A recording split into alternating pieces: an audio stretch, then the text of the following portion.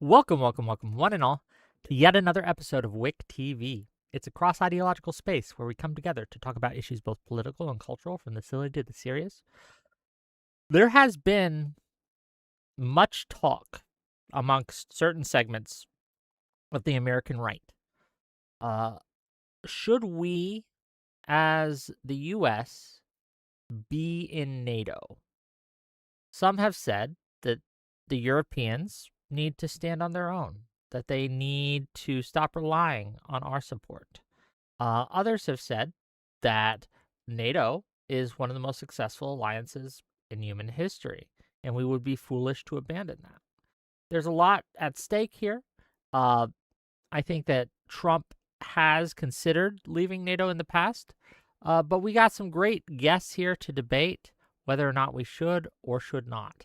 We have the wonderful Crusader Danny here, as well as Lockheed Liberal himself, Bishop, and we will be getting into this. I'm going to give the mic first to Mr. Danny, and he can introduce himself, tell us a little bit about himself, and then get into the meat of the discussion. And then we'll give it to Bishop to do the same. Go ahead, Danny, please. Hey everybody, thank you for having me, Wick. I go by Crusader Danny, and soon to be American citizen once Democrats get into power, because it's going to be easier for me. And I will be taking the side of yes, the US should leave NATO. To start, the first reason that comes to mind is NATO is too dependent on the US. If the US leaves, it would be good for the US too, since they can focus on the Pacific and any benefits that the US gets from NATO in form of projection or of force projection can be gained from bilateral agreements with more amicable defense allies like Poland or Japan or South Korea. It's also good for Europe's sovereignty. It saves money for the US that could be utilized somewhere else, which would benefit the population of America without giving power projection. It's my entrance. Okay, well, I'm sure we're going to get into it, and I'm sure it'll be fun. Thank you for being here. Looking forward to it. Mr. Bishop, go ahead. Hey, everybody. Bishop here. Big proponent of Lockheed liberalism. For those of you that don't know, I have a background serving in the United States military, and now I work as a government drone for the federal government, doing mindless government busy work. So I'm here to argue that the United States should remain in NATO. And the principal argument behind my position is that NATO is a liberal institution that the United States is able to use as a forum in order to, number one, coordinate in defense-related matters and other matters with allies. And number two, not only does it allow us to collaborate, but it also serves as a lever for us to apply pressure on those allies in order to pressure them into moving in the direction that we want to. There is some contemporary criticisms of NATO that it is entirely pushed by the United States and that the Europeans aren't pulling their weight. But my position is that if the United States left NATO, we would actually get a lot less out of the Europeans than we do while we're in NATO. And that's even if we are completely glossing over the fact that as the global hegemon, it is our moral responsibility to provide support and assistance to our allies. And beyond the moral responsibility, it is a geopolitical importance to provide that support and stability to those partners and through those partners in order to enable the liberal international order. Great. I am happy to be here and I'm excited to get into it. I guess the first question, and this is, we're going to start off with you, Bishop, and then I'll have a question for Danny here. Is there any circumstance under which you would advocate for leaving NATO? For me, I think that perhaps the only possible scenario in which I think that the United States should abandon NATO is if it somehow reached a point in which it would reach bureaucratic deadlock, somewhat like we see with the European Union, where you have the European Union trying to have attempts to send to do various measures like sending military and other aid to Ukraine, and because of the bureaucratic nature of the European Union, there are smaller members of the EU that have oversized ability in those processes to stop measures from happening. If something like that in NATO were to happen, that could potentially justify a United States departure. But NATO doesn't work like that. And since NATO doesn't work like that, I don't think that that would ever really come to pass. But the EU, UN, I mean, is a economic partnership, not a military. That's why they can't, not because of bureaucracy, it's because they don't have a military force to be able to, or even, right? So The the EU. industry, yeah, Did I yeah, say exactly. UN? No, you said the You EU. said, Okay. oh, you said EU? Okay, Yeah. I thought Yeah, you EU. said UN. Okay. Yeah. Well, that's Yeah, I was Okay. talking about how some of the countries, Yeah. some of the smaller Central European countries have, done a very good job at halting the European Union in various efforts to support Ukraine. Yeah, but that's to get benefits from your EU, right? Because they still do it at the end of the day. Like they just stall it the So max that's time the they. only scenario where I would no, see that it. makes sense. Danny, this is for you. Okay. If you get your way and the U.S. were to leave NATO, what do you advocate for happens next, right? Should Right. the EU make other alliances? Should the former NATO memberships create other types of agreements? What should Right. the U.S. do? Go ahead. So, just because my position is the US should leave NATO doesn't mean that NATO stops existing because of that action, right? So yes, the US would leave NATO, and because of that, the infrastructure needed to be able to support itself in terms of like I'm talking about Europe right now. They would still need to have bilateral agreements with America because they are the closest allies in terms of ideology to us, to Europe. So until we have until we reconstruct the infrastructure that we need, we would have those bilateral agreements that would like give us the weapons necessary to be able to defend ourselves. Can I? Yeah, so Danny, hearing that, it's sounding to me, and there's question marks at the end of any sentences I'm staying here. It sounds to me like you're saying something along the lines of, even if the United States were to depart NATO, number one, you just said NATO would still exist, and that there would still need to be some kind of military cooperation between the United States and NATO.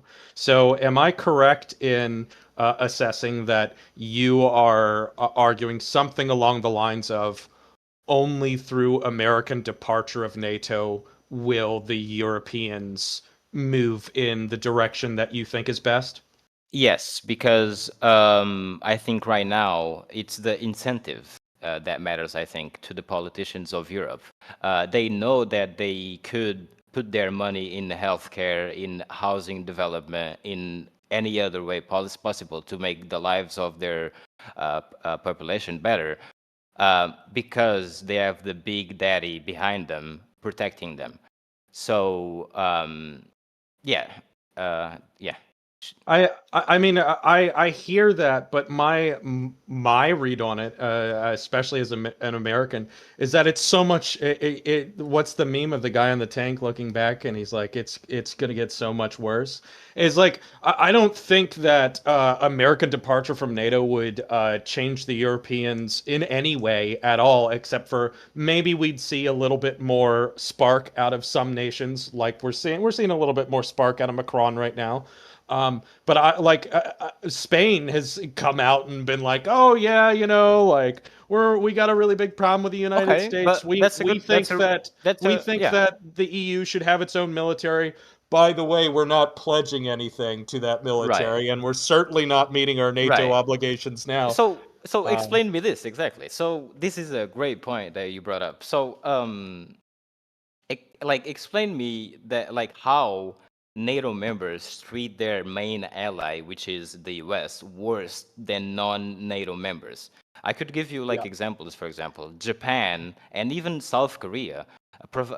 Japan provides $2 billion yearly to support your military bases in their own country in form of labor, new facilities, utilities, etc. South Korea does the same.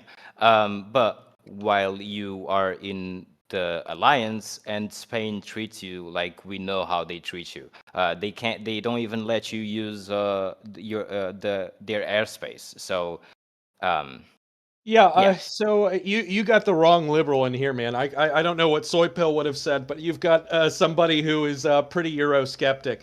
So you're not going to be able to beat me up on the easy dunks on how bad the Europeans are. Yeah, I mean the Europeans are a major problem. My perspective as an American is that Europeans are not fit to lead. They've proven that time and time again. The Yeah, World but they War don't One need to lead. happened. Yeah, yeah, The but World they War don't One need to lead. happened.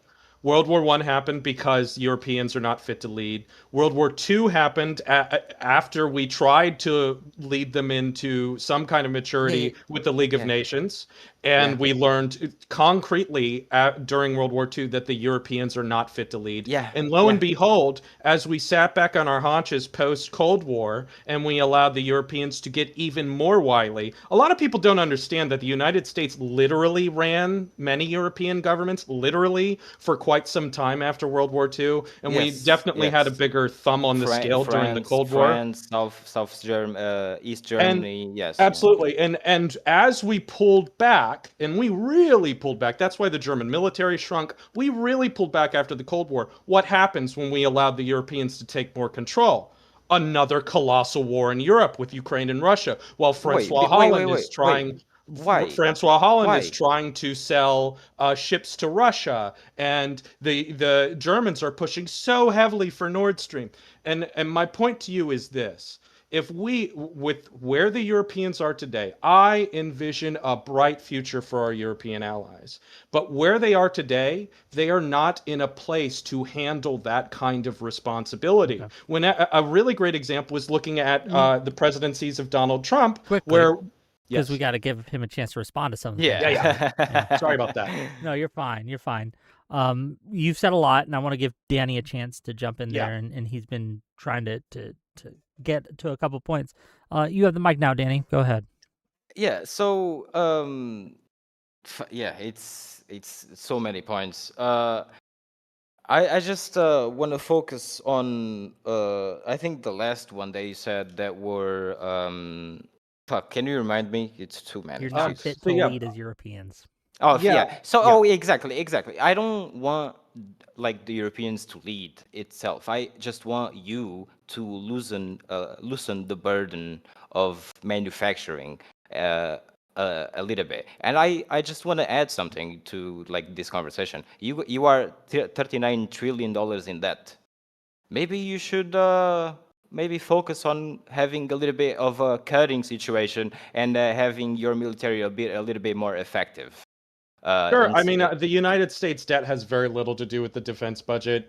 Very often, most Americans are fooled into thinking that the defense budget is a larger percentage of our annual budget than it is. In order for look, I'm not an economist, so actually I don't want to get into what I think is how we get out of it because I don't know what I'm talking about. I know defense, so I'll stay there. I can just say that I don't think that NATO is the $800 million that we dedicate to NATO every year is going to have But any that's impact on our $39 trillion but of debt. that's you mischaracterized because it's not only $800 million yearly, right? Like that's just direct cash that you guys provide to NATO.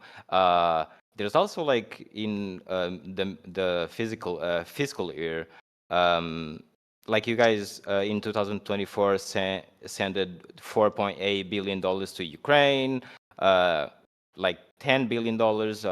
I wish we had sent $400 billion to Ukraine, It's by just the way. Okay, okay, yeah, no, wait. But Go okay, ahead. Bishop. But the thing is, if the U.S.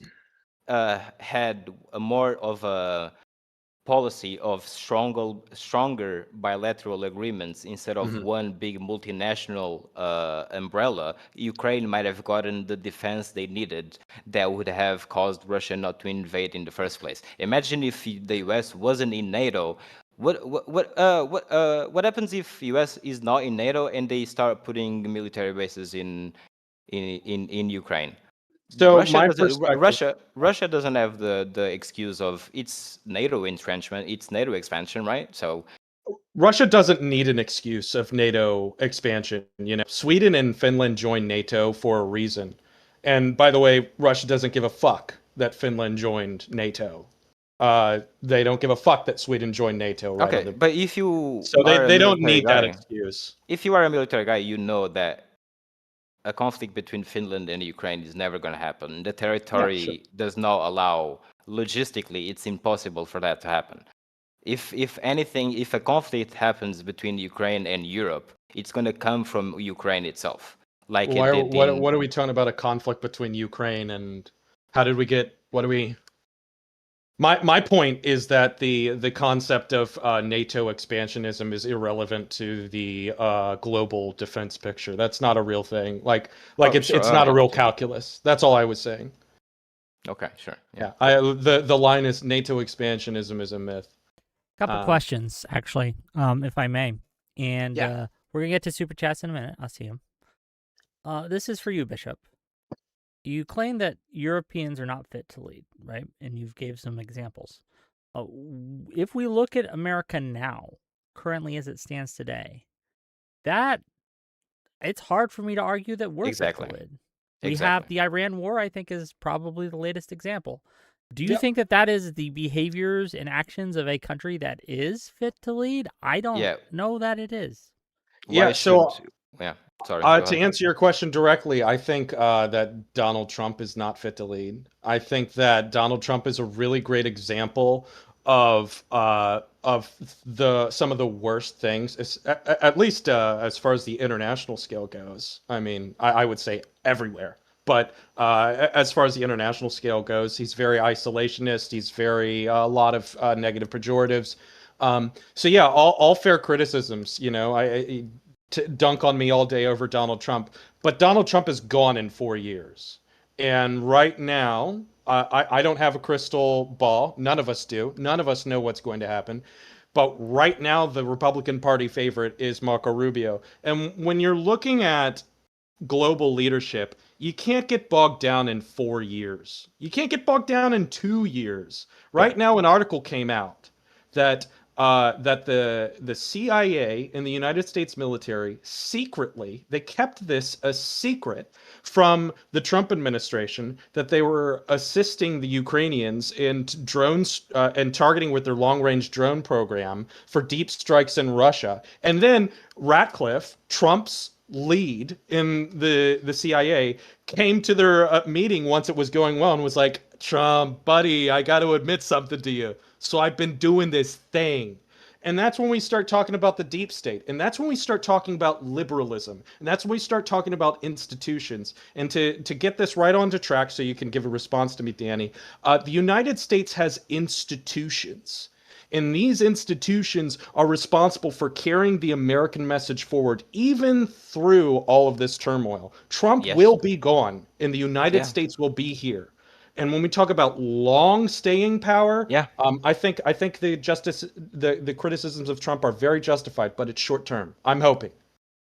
Yeah, but I think again, I think you just held my argument because look, it's the possibility of the U.S. population voting a Trump, a Rubio, a J.D. Vance, right? It's the possibility of that happening. Rubio Why would be should great for NATO. okay, sure. We He would, can right? go. Yeah, okay, we can go. Yeah, I don't know, but like, why should Europe be Yes, at but would so? Vance be great for NATO? Like, sure, No, he Rubio wouldn't. would. Would You're right. Vance? But I don't think the Tuckerites are winning. Yeah, Okay. but like, should Europe be as dependent as it is now if there's a possibility of a JD Vance that if for example a country in NATO gets invaded, there's a possibility that they won't defend that country, Okay, right? So so why like we need to be able to yeah. protect ourselves and not be looking at the daddy. Look, come help, please. You So know, I have two things. One thing that I've kind of been dying to say, and I haven't gotten to because I've been kind of engaging in what we're going here that I really feel the need to say, and this is a point that really needs to be made. Uh, First things first, like you always got to sandwich this stuff. Trump has been fucking horrible for the United States. He's been fucking horrible for the liberal international order, and I'll stop swearing. He's been really bad for NATO and all of these things with our allies. But if you want to talk about what you're talking about, and where you're talking about the Europeans getting on track and the Europeans taking their defense more seriously, the only reason why almost all of them, not all of them, almost all of them are meeting their NATO obligations right now is because of Donald Trump. Donald mm, Trump was the one that came to them and he said, none of you are meeting your NATO obligations. You need to no, spend more. because no, Donald no, Trump was the one that sat in front of Germany and said in 2017 that you are no, reliant on no, Russian no. energy It and you have wasn't to get because off. it was So even it was Donald Trump in his horribleness is the one that dragged America, dragged the Europeans through our leadership in NATO to getting better. it wasn't because of what Trump said. It was because of the realization on the EU politicians that Trump is not going to be able to like give as much as Biden was supporting EU, right? So like if there is not going to be as much of a support, then the support got to come from somewhere. Thank God they decided to build it themselves and not go to other buyer, right? Because you politicians are dumb that way, like literally, yeah. So um yeah, you're not gonna I'm not gonna fight you on this, but like I think the dependency is what brings what the politicians think as there's no need of us building a little bit more of infrastructure of building newer weapon systems and ammunition, etc. We still have daddy to because like right now like NATO is buying US weapons to give it to Ukraine. Yeah, Like so the US doesn't need to be in NATO to be able to do this. here's was the number two that I wanted to get to, and so we can revisit this if you want. I happen to believe that the reason why the Europeans started to spend more on NATO is because essentially what you're saying is that the United States used pressures within our institutions uh, to essentially pressure them into spending more. I think that we can do that through NATO. And you disagree. You think that it's more because of what you just said. I'm not going to put words in your mouth. But this is a huge problem with this conversation. I'm sure some people watching this have been screaming this at the screen. None of this is about what's good for the United States. This is all about what's good for the Eurocucks. And frankly, like Well, Just it's the ben. because Well, it's the the Europeans are building up, imagine for a second, to just follow your logic here, just for 1 second. Imagine that it is the best thing for Europe for the United States to leave. The second the United States leave, the Europeans go, "Oh my gosh, Daddy is gone." Your language, Daddy is gone, and we have to take our defense seriously. So now we're going to build up our militaries, and now we're so strong, and we can do this without the United States. I don't understand how that's good for the United States. Wait, because you don't need to waste as much money in your weapon developments and So it's all about ammunition. money. I mean, you are the ones who are like I don't want to bring this up again, but 39 trillion in debt. Like that has to It's be not because of that's defense. no, but that wait, does that help? Like I 1.5 trillion dollars every year? you're you're What? coming across to me as like somebody who's like on a budget and you're like $100,000 in debt and you're like, no, I can't get the cookie because I'm in No, debt. And it's no, like, no, what I'm your saying, problems are elsewhere. If you're $100,000 in debt, if you're in what I'm 39 s- trillion dollars in debt, leaving NATO isn't going to get you out of it. No, yeah, what I'm saying is you should focus more on the Pacific and the Middle East slash Asia instead of Europe. Be more I think let's efficient. focus Be on the more Middle East efficient. here for a moment. So let's compare the two dog shit American wars in the Middle East that's in our lifetime, right? Number one, we have the current Iran war where we ignored NATO. We didn't involve anybody in the planning. We didn't put together this liberal farce. It was a farce, in my opinion, what George W. Bush did. But we didn't work Sure. together with NATO to bring people together and to launch a coalition. But so Right, now because we there were was other entirely on our reasons own. behind that.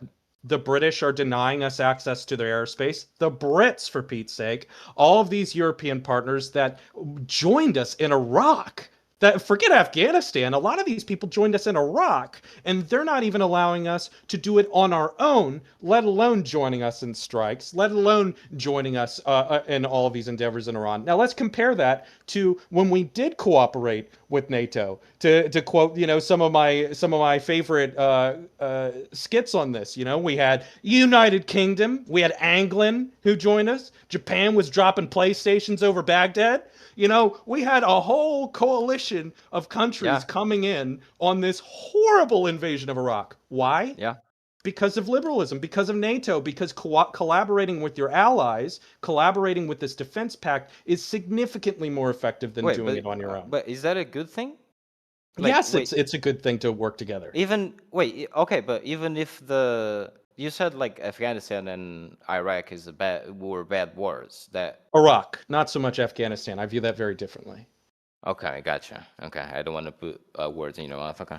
Oh yeah, it's fine. It's understandable. Um, yeah. I just in terms of the benefits that what the US would get, I would just say, um, like instead of yeah, I mean, I'm probably like because of what you believe, Lockheed liberalism. You don't want like national debt, not the national debt, but the national budget of the military going down a little bit and put it somewhere else where it could benefit the population of the country, right? I don't believe that the amount of money that we spend on NATO is relevant. Now, let me That's all what expand I. that just a tiny bit. Like I do think it's possible to make a positive benefit on our debt through through the entire United States defense budget. But the amount of money that we spend on NATO directly and indirectly is, in my opinion, completely insignificant to addressing the debt issue. Sure, maybe not the debt, but Okay. maybe helping with some of the issues that you are currently having, like housing development and maybe putting it on healthcare systems where you could provide healthcare a little bit more cheaper in certain states, whatever. You could choose that. Yeah. So Yeah. Yeah. yeah. Yeah. So I'll try to keep this succinct so you can get back in. Yeah, I think that's a lot of slopulism.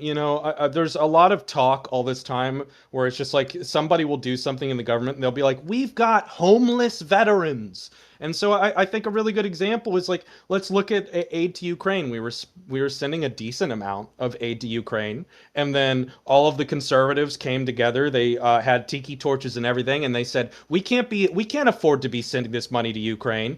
If we got in power, that money is going to stop flowing, and then we could take care of the homeless vets. And then they somehow did get elected. They somehow did come into power. They somehow did stop all of the money to going to Ukraine. And I still haven't got my check. If you were American, I think I could be like, yeah, have you gotten your check? But when the Democrats get in power, then you come over here, then I can ask you. Exactly. But this is the truth, man. And you know it's true. Just because you turn off the faucet over here doesn't mean that it's going to pop up over here. That's not how it works. I mean, instead of sending $300 billion to Ukraine, which I wish we were sending $600 billion to Ukraine, instead we're going to send it to Iran. Great.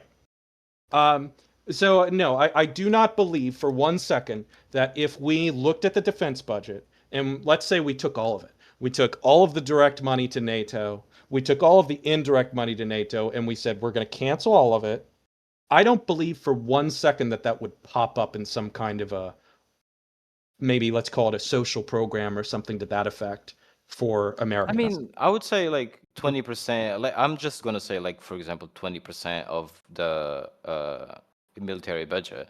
That's like 200 billion. Mhm. Uh, that's huge. I think. I mean, it might not be like huge in terms of like federally, but it could be huge in terms of localities and like house development, etc., etc. But I mean, I could be wrong on this. Number one, and this is very important, we don't spend anywhere close to $200 billion on NATO. So No, let's that's just not. immediately shut that down. I said, And number I said two, military budget, not NATO. I'm yeah, saying yeah. national Well, but we're budget. talking about NATO, right? And that's why I Sure. qualified. You could, and that's why I qualified. You know, yes, you could talk about how impacting the defense budget in theory could meaningfully impact the debt, or let's just say quality of life for Americans. That is definitely very possible. And that's a conversation that needs to be had. But as far as the conversation goes about funding in NATO, that we do not spend anywhere close to $200 billion. Right, but But I did think you, I don't think your numbers are correct, but did you say no, somewhere around 4 to 5 billion? I mean, $5 billion spread across the United States. I don't think no, that's no, I worth said losing 400. NATO. No, I said 200 billion, which is like 20% of 1 trillion, if Yeah, I'm yeah, not we're mistaken. talking about NATO though. Earlier I was like, oh, we spend about $800 million directly on NATO, and then you said something along the lines of like actually indirectly it's like 4 or 5 billion or something like that. No, no, no. I'm Anyways, saying like you were wrong. You were right about that, but then during the year, you guys still through Congress give money like $4.5 billion in 2024 to Ukraine. yeah, we should have sent a whole hell of a I lot know more that. than I that. know that. I know that. Yeah. Yeah, that's not NATO though. I mean, South Korea gave arms. I mean, they gave a lot of ammunition to Ukraine, and even through your plan that you're outlining now, that if we left NATO, we would still be collaborating militarily with Europe and international affairs. So that 4 to 5 billion that you're referencing right now, it would still exist. We're talking about NATO, but I would be really curious to understand from you, Mr. Portugal, how the United States leaving NATO and the Europeans rising as a colossal military power, how is that good for the United States? Well, I Outside think of, is it that just the budget? yeah, I think it follows because if you only waste as much in your military in terms of NATO as well and national budget because of the necessity, right? Because you know Europeans don't have the infrastructure to be able to build themselves, so there's always going to be buyers. That's why those companies are like know that they are going to be able to sell their product. Now, if we start building our own infrastructure because the daddy left the union, then the need of you wasting as much would lower with time. I think that's logical, but I mean, maybe Here I American, was but maybe to a American, maybe not. Here I was sitting here telling myself, man, I was way too hard on the Europeans. I got to find an in to like start saying a bunch of positive things about the Europeans because I don't want them to think that I'm as hard on them as I am. And then you said that. So now I feel the need to double down and say, look, through 2024, certainly 2024, I think also 2025, the Europeans, the EU, the Europeans were spending more money on Russian energy than they were sending in aid to Ukraine. Yeah, you know why that And is? it was only until 2026 that they have even started to push measures towards banning economic transactions in Yeah, which exactly. the And Russians what's sell yeah, energy to an intermediary, yes, and then the intermediary sells that to countries, and not what's happening shitbag now? countries like Romania. But We're talking about Bishop, real European countries like France. They're still I doing know, that. I So know. But what happened to the energy bills when that happened in 2026? Did they skyrocket it because of it? Because I'm they sorry, what was stopped your... because they stopped buying Russian oil and Russian natural gas. Well, they The haven't the stopped. They're still doing Wait, it. but you just said in 2026 they are starting to They're starting to like address it a little bit. lower it. Yeah, okay. Yeah. Not as much Yeah. as you want, of course, because Yeah, it should be zero. It yeah, should be yeah, zero. yeah. But then the population of those countries are the ones who's going to pay for that, right? Because Yeah, they the need to only deal with reason it. They're the ones in trouble. Russia isn't that's going to do a land invasion of the United States. This is their problem. sure, yeah, okay, yeah. That's how you treat your problems as an American, I guess. Yeah, sure. I mean, treat our problems. We're the ones who are doing right by Europeans. And I'm saying, hey, Europeans, you guys should probably do right by yourselves. I mean, I still remember the AJ Plus video because I post it every now and then of the German delegation laughing, pointing, and laughing as Donald Trump said that they were reliant on Russian energy in 2017. I remember the Yeah, entire liberal media going, Trump is so ridiculous attacking our European allies over this. And yeah, look at yeah. us now. A group of really badass So Ukrainians went you support underwater and blew up the Nord Stream. That's where we are. so God bless those guys. you support how Trump has treated NATO. What? No. What I support is American leadership coming forward and using the levers that we have, the foreign policy levers, to say, hey, Europe, you can do better. And let us show you the way. Because I envision a near future in which Right. the Europeans are a much better version of what they are right now. Right, but for that you have to elect a new president because this one is not going to do it, Absolutely. right? Trump sucks. Right, Boo! and right, and Boo! Let me okay. While we I think this is a good point to read some super chats and go through them. Give you guys a chance to answer. Keep sending in those super chats and I will ask them throughout the debate. But I kind of want to give Danny a chance to kind of sell his version of things a little more after we do these. But we'll go through. $5 from the one girl B. Instant triggered. Why are we about to have this debate? NATO is national security. Well, we're having this debate because it is something that people talk about. It's brought up on the floor of the House on occasion from various factions of the U.S. government, and we need to have a good answer when people bring up arguments against NATO. That's why I'm doing this debate. Tesco Johnson for $5. The U.S. should leave NATO, and the Catholic Church should have an army. Okay. true, true, true, true. $5 from Deej Nuts. Is the argument that without the U.S. long schlong, those civilized savages in Europe would devolve into more multipolar wars? Based. Is that your argument? I think that what would actually happen is a little bit of what we're starting to see right now. You're starting to see some of the stronger leaders, like Mr. Jupiter himself, step forward. And we're seeing a lot of really great things from Mr. Jupiter. That's Macron for you guys that don't Oh appreciate him my as much as I God. do. And so we are seeing some good things. I mean, he was just in Syria today saying some absolutely based shit about reopening French Christian schools in Syria. after nearly getting assassinated. Okay, I like So that. I think we would see some of the better European leaders step forward, but without the strict collaboration and without the friendly encouragement and championing our liberal system, I think that the Europeans would get swallowed up by the Russians a lot faster than we're comfortable Fair enough. with. Okay. $2 from Testicle Johnson. The U.S. is currently unfit to lead. $2 more from Testicle Johnson says the death throes of a dying empire. $5 from D's Nuts. How does NATO benefit the U.S. more than expanded bilateral agreements in the Middle East and Pacific? Would NATO be capable of helping in those theaters? Would NATO be capable of helping in the Pacific? Absolutely. I mean, I think it's very possible. I mean, there need to be serious justification. I think the closest thing that you could come to justification is the main reason why we're concerned in the Pacific, which is Taiwan. Um, the Pacific is difficult, but I definitely think it could happen, especially when you start looking at United States presence in South Korea and things of those nature.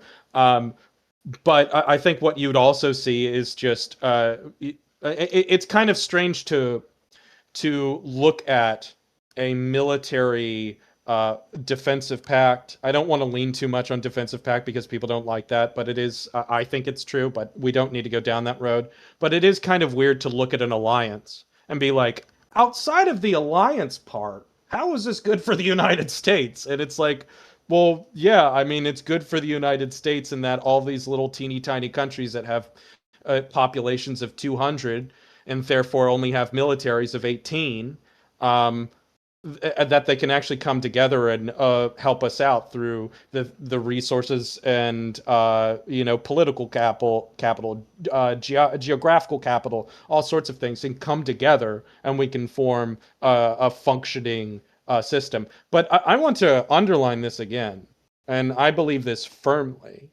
The United States as a global hegemon has many, many reasons for why we are indebted to support and empower these number one allies, but even people beyond the NATO alliance. And I don't think that it's really right to ignore. $5 from Aliceness. Breaking ties with NATO for monetary reasons is ridiculous and stupid. We'd have to break up Five Eyes and SIGINT, leaving us crippled in intelligence. $5 from Zephyr Hash. Take my money, Wick. Are you manipulated yet? Add a 0 and I'll begin to be. Okay. Add a 0 to that $5 and I'll begin to be. Okay. You can have Wick for, for a stream. I will read out whatever you say. Okay. $5 from Deej Nuts. What logistical capability does NATO have to help in the Pacific without the USA? They had to rely on U.S. logistics to participate in the GWAT.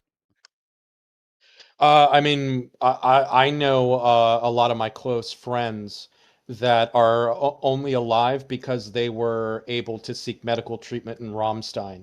So that's 1000% not true. We definitely utilized European logistics during the global war on terror. And I think the idea that we wouldn't be utilizing European intelligence networks and European institutional networks in the post-colonial Asian world, Pacific world. I think it's a little exaggerated. But yeah. Fair enough. That is the extent so far the super chats. Danny, do you again? I want to give the mic to you to kind of Yes. give your argument in a more kind of broad way, based on the things that we've discussed, based on the things that we've touched on so far. Why should the U.S. leave NATO? Yeah, because when I brought up like that, the U.S. should focus a little bit more on the Pacific and the Middle East. For some reason, Bishop just spurred into like the Iraq and Afghanistan war. I would just say in terms of effectiveness, right now you don't need as much bases in that you have in Europe. And also having the costs of being inside of NATO, those funds could be utilized to build other military bases in other locations that are necessary, like the Middle East, like Asia, like like the Pacific, Cuba, Venezuela, etc. Like that's a benefit. I don't know how. Yeah. Do you think that the wars in Iraq and Afghanistan are irrelevant to the United States military posture in the Middle East? Because you just said that you brought up the Pacific and the Middle East, and then I spurred out about the wars in Iraq and Afghanistan. I feel like they're Sh- a little relevant, right? I mean, sure. If you had connected though both things, I don't think you had Connected the connected them. Middle East to a war in Iraq and Afghanistan? No. To what we are talking about at the time. Okay, could you expand a little bit, because I was under the impression when we were talking about how is NATO relevant to the United States having posture in Okay, the we Middle could. East? Okay, we could do that, but can you engage with what I just said? You just said that I Repeat wasn't what you just said. addressing. Hold on, just Yeah. Danny, repeat what you want him to address, just so we're all on the same page. That in terms of effectiveness, you should leave NATO and get rid of certain military bases that are in certain countries that are not helpful to the U.S. and that is a cost to the U.S.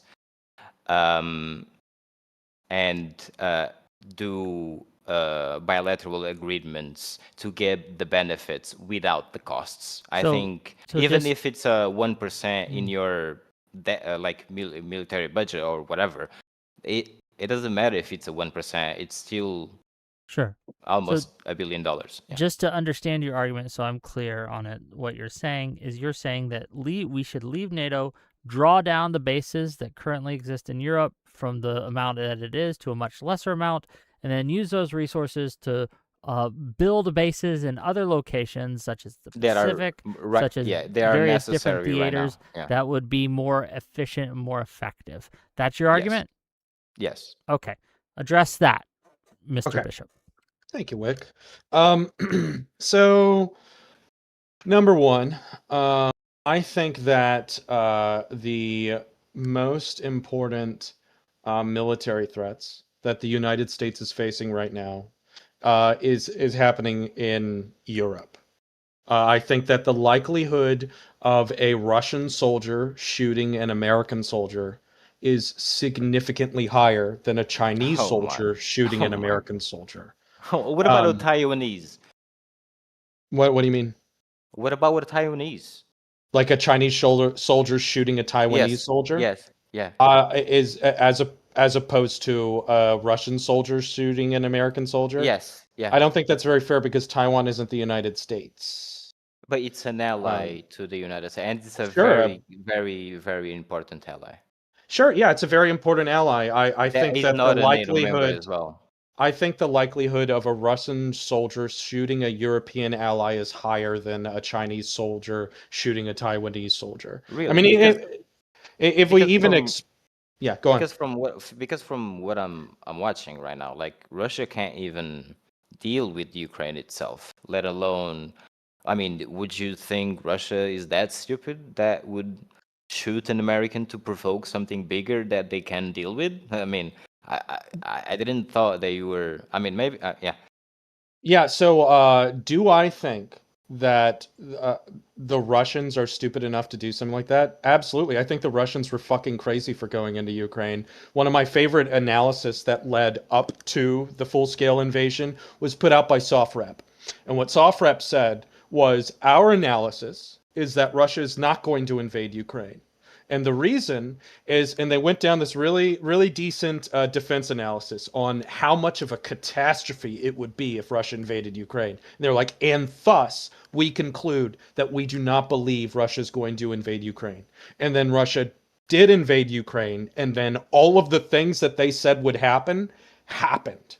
And Yeah, so that this is was. this is one problem that we have a That's lot because those is where people are we not. That's because those people are not intelligent, right? Because they don't know what Russian doctrine of warfare is, right? They never so are changed you that since.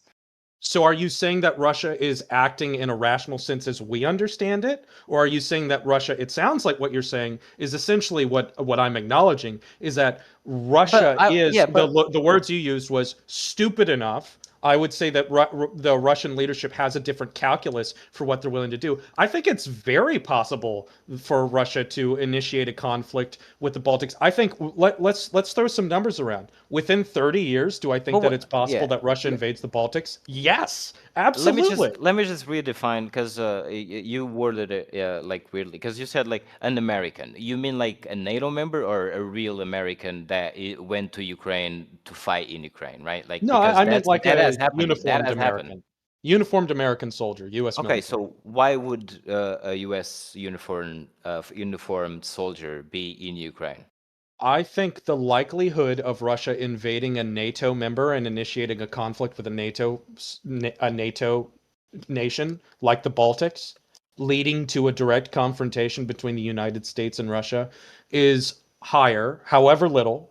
I think it's higher than China engaging in an armed conflict with Taiwan in a way that results in a Chinese soldier shooting at a uniformed U.S. military soldier. I I think, don't know, because yeah, there's a lot of exercises that China does that get close to like ramming sessions in Taiwan. I mean, those conflicts could lead to shooting. I mean, very they could. possibly. Maybe There's, even has they could. happened before, but we just don't know. They could. But number one, and I think this is just fair. I think it's fair for you to say, on the calculus of when you break it down that way, I think that it's more likely that China, let's say, invades Taiwan and then the United States gets in a shooting war with China. You could say, Yeah. I think that's more likely than Okay. Russia invading, let's say, a Baltic nation and leading Yes. into a conflict. You could say that. I disagree, but you could say that. That's a very reasonable position. But once again, we're getting pretty far away from what we're talking about. Well, And it's the essentially, effectiveness. I started this well, with the effectiveness and yes, where and military bases should be. I don't believe that the United States has, this is important. I do not believe that the United States has to leave NATO to have an effective presence in the Pacific. I And mean, I'm not convinced that leaving no, NATO okay, would wait, even yeah, make yeah. it I And mean, better. here is a question as well for you, Mr. Danny. Do you think that if we draw down in Europe, do you think that makes it more likely or less likely that Russia would invade the Baltics? right. You wouldn't like pull out on the military bases the closest on Russia, and like the bases that I'm mostly talking about. It's not in Finland. It's not in Estonia. It's not in Sweden. Right. It's more like Spain, Do we have a base in Estonia? France. Hold on. Yeah, the Marines go to Spain all the time. They're Yeah. so Oh, fucking yeah, they lucky. do. Yeah, they do. Yeah, it's So dude. ridiculous. They do so fucking good videos about it. Oh my god, I love it. There's a lot of really good Marine And bases. Finland as well. A lot Finland of as shitty well. ones too. Yeah, we But don't have a base in Estonia, for example, yeah, right? we don't have one in the Baltics. Yeah, There's a lot Okay. of, like Norway, they don't let us have didn't think so. bases.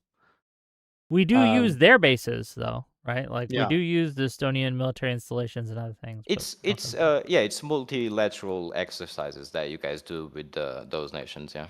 I want to ask you. So, are you saying that what we should do is we should leave NATO to leave the shitty NATO bases like Spain, but we get to keep all the good ones like Ramstein and Germany and whatever Of potential of military course. bases in Of Estonia? of course, because you guys That's not how have NATO works, but bro, that's like wait, but the thing is, you guys have military bases in non-NATO members. So why wouldn't it work? Maybe not in those military bases, and the U.S. Government would get like uh, money uh, because now those military bases would be of those countries. Uh, yeah, that doesn't so. mean So, do you think that your position, and I want to keep on giving you the platform as much as I can. So your position is that what we would do is we would look at the Europeans. We would look at this relationship we've built for nearly 100 years, and we'd essentially give them the middle finger and say, "We're not going to help you anymore. We're abandoning you in NATO. But by the way, you're going to Nope. continue giving us the Nobody, prime pick of all of the best military bases in Europe. Suck it."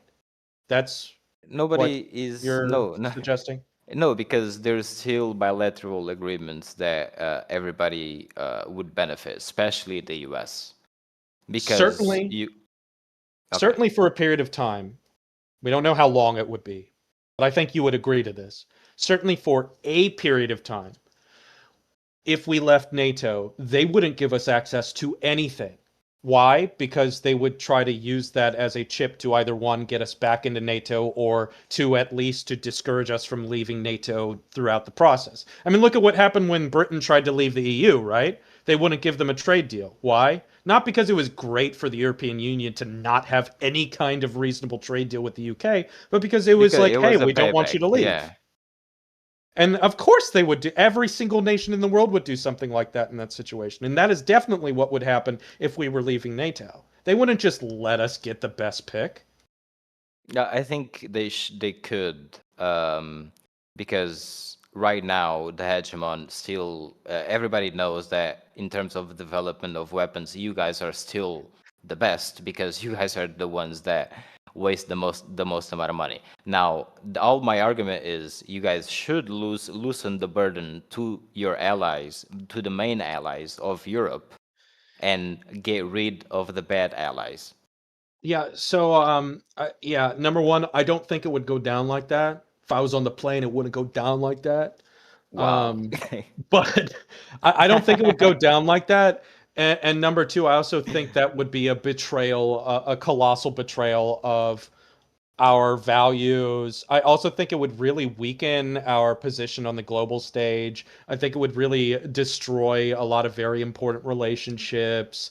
Like I really hate all the shit that we're doing with Denmark right now, right? Like it really fucking sucks that Denmark happens to be the country that runs Greenland because out of like the small European nations in NATO, Denmark is actually like extremely based. A lot of people don't know this, but they were Well, actually going to help us assassinate yes. Edward Snowden. Like Denmark is fucking sick, dude. They're actually a really Okay, sick ally, sure, but and because we're fucking no, no, around wait, with them sure, but now, they do not like develop the like the land that Trump wanted to have. Like they don't put a lot of like military bases like the US would and protect those routes that are utilized by Russia because like you are there's enemy. Yeah. there's no scenario with how the everything is written up. Let's wind the clock back to before Trump started this crusade against Denmark, and I think this is a good conversation because Denmark is a NATO ally.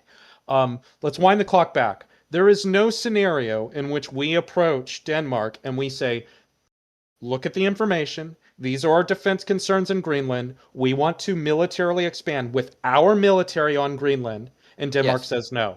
That wasn't how Denmark was running Greenland. Denmark was like the way that we were doing things with Greenland was Denmark was like, "Yeah, if you need it, fucking rock and roll."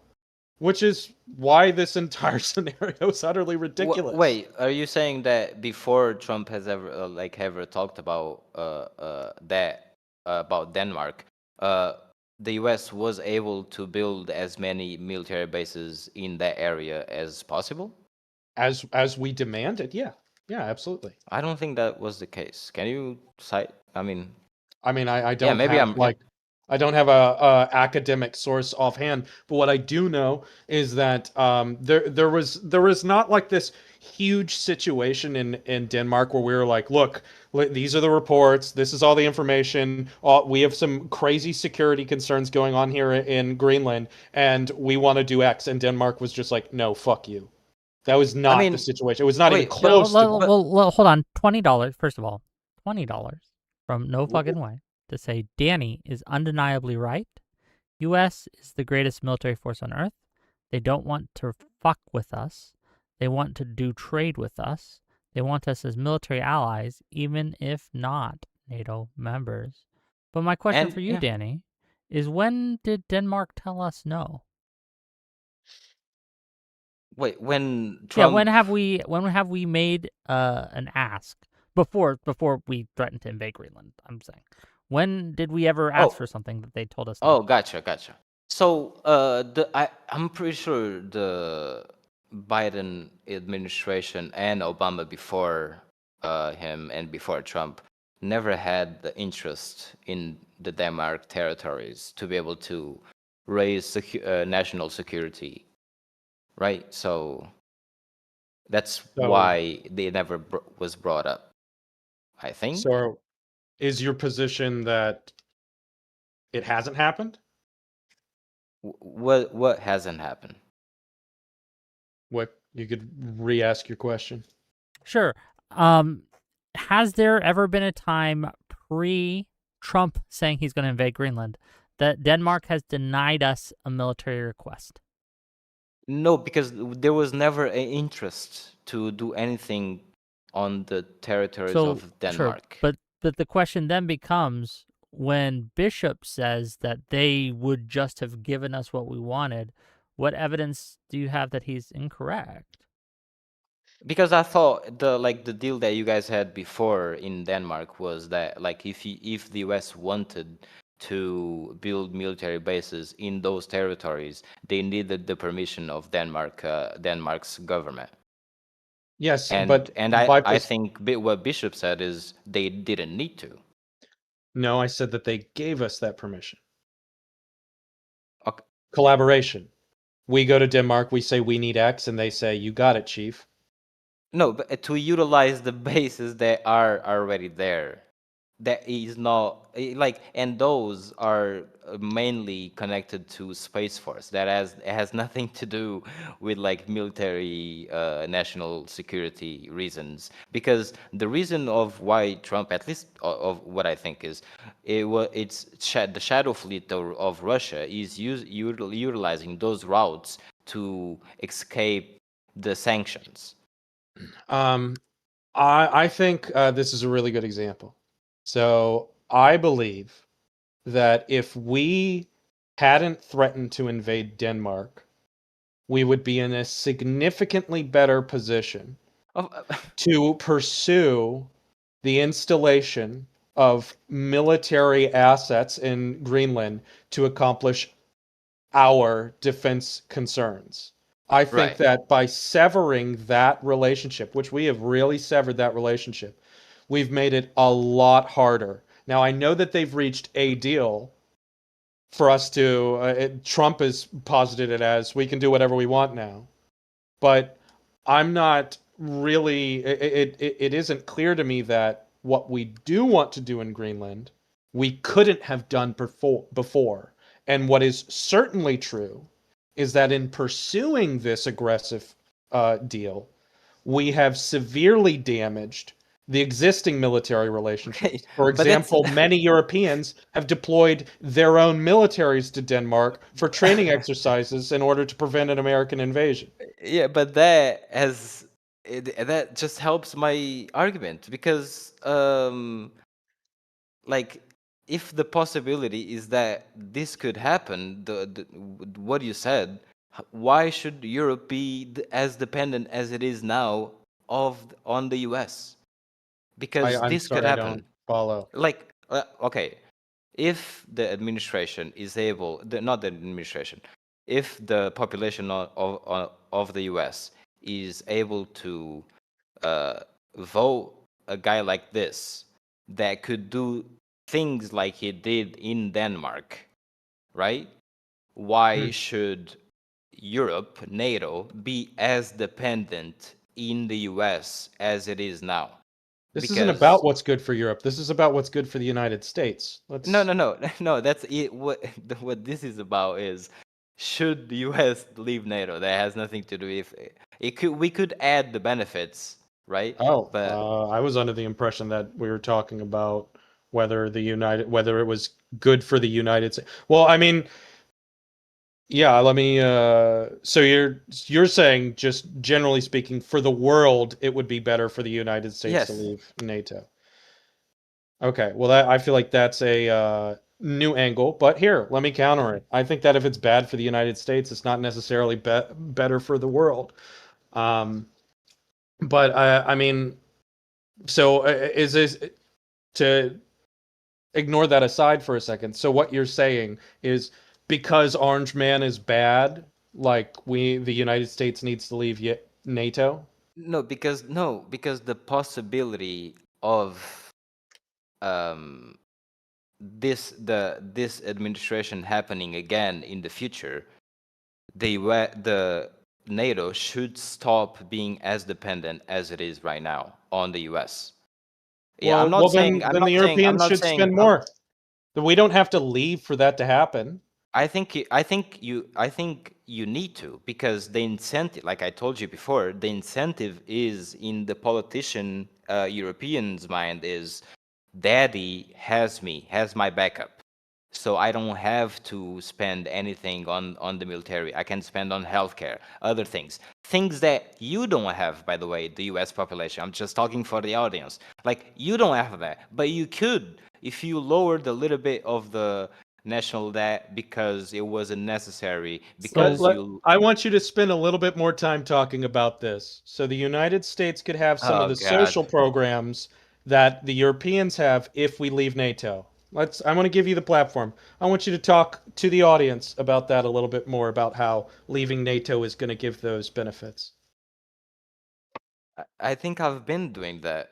I don't Do it know why more. you. So the United States, we leave NATO.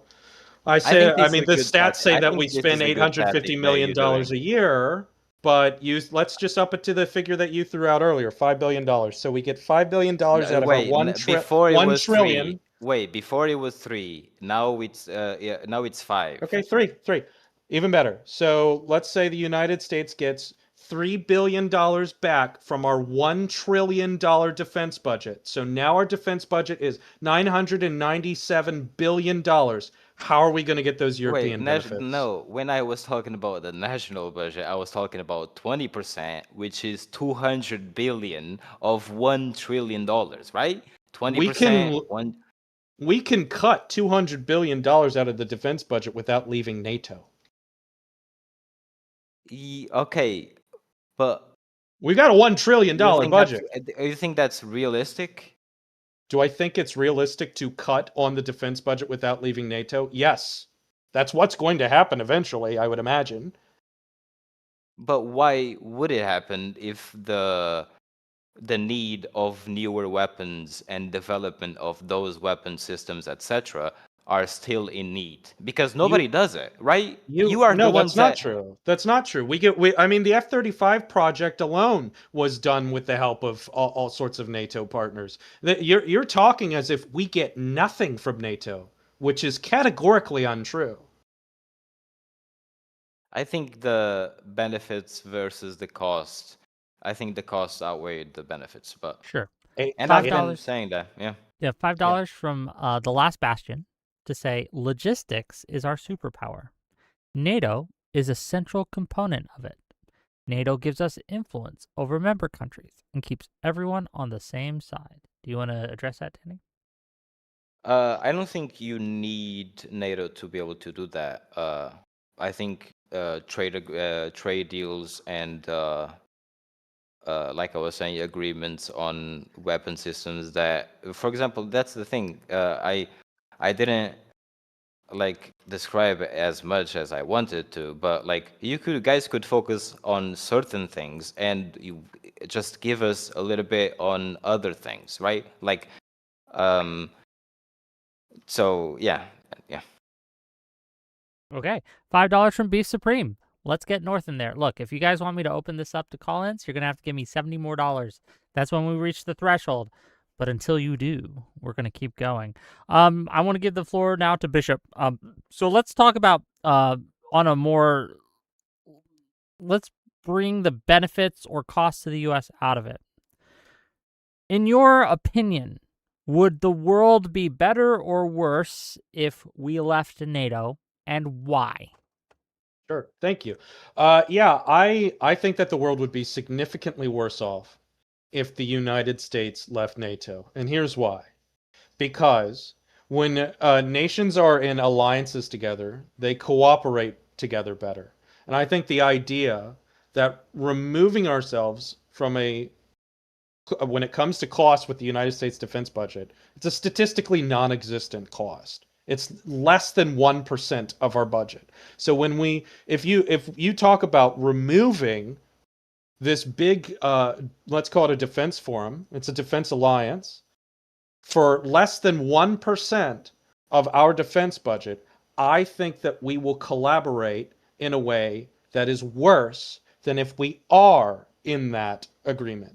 And I think that collaboration, cooperation, not only is it key to liberal values, not only is it moral, but I think that it facilitates stronger relations. It brings us together more. I think that it strengthens the defense and military operations that we are conducting by ourselves and together, like NATO training exercises. And on top of that, I think that it brings a lot more stability to the world. So yeah, that's Okay. I think that. Do you want to respond to that at all, Danny? Yeah, I think it's antithetical to what's happening right now in reality. Like Spain denied the airspace, France as well did. I think England also did, and they denied the usage of their military bases for refueling or any types of logistics that were necessary. So Why? Yeah, because of a bad leader, because of a probability of a bad leader. What did that bad leader do that led them to go down that path? His methods of doing things. His methods of doing what? You're not really answering the question because we both know, I know it and you don't want to say it, that his dialogue about hinting at leaving His NATO, I mean, rhetoric, he yeah. said it. No, Him talking about abandoning them has led to decreased cooperation. It has led to a decrease in American military efficiency. It has put our lives at risk. It has put a lot of lives in the Middle East at risk. It has made the world a more dangerous place because we're not cooperating. And we're not cooperating because we're flirting with this absolutely ridiculous room temp IQ idea of leaving NATO. no. No, it's because of a bad leader. Correct It's me. not because of the like I Correct me. said. Okay, I tried, but you spoke over me. Yeah, it's because of a bad leader. It has nothing to do with you living or not living. Because you, half an hour ago, cited Trump saying that you guys should raise your GDP Contributions. usage. Yeah, Yeah. exactly, contributions. So now you're citing that Trump wanted to leave NATO. So like that's why you can't use Trump as a factual information carrier because Not he says one thing in one week and says the other on the other week. So Well, we're not talking about weeks. We're talking about 2017 to what, 2025?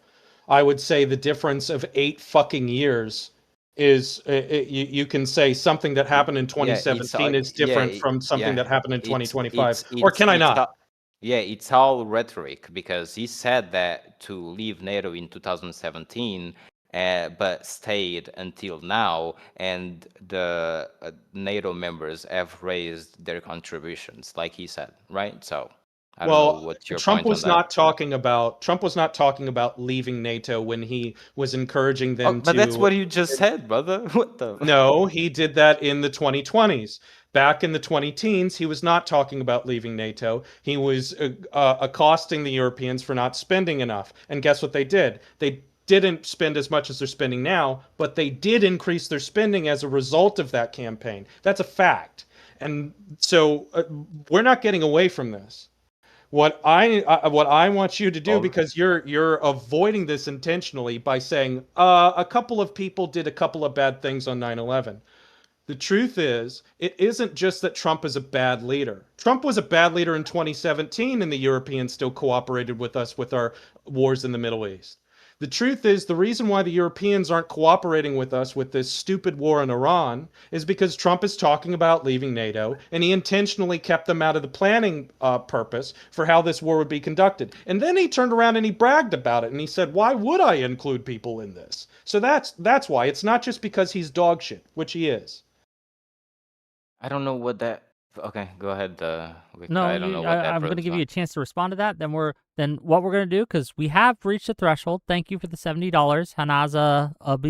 Hanazubi. I don't know how to say your name. Thank you for the $70, and thank you for the $5, 56583, to say Europe cut back on your health care and buy more bombs, spend more on defense, reduce your social spending programs, or assimilate with the United States. Appreciate that.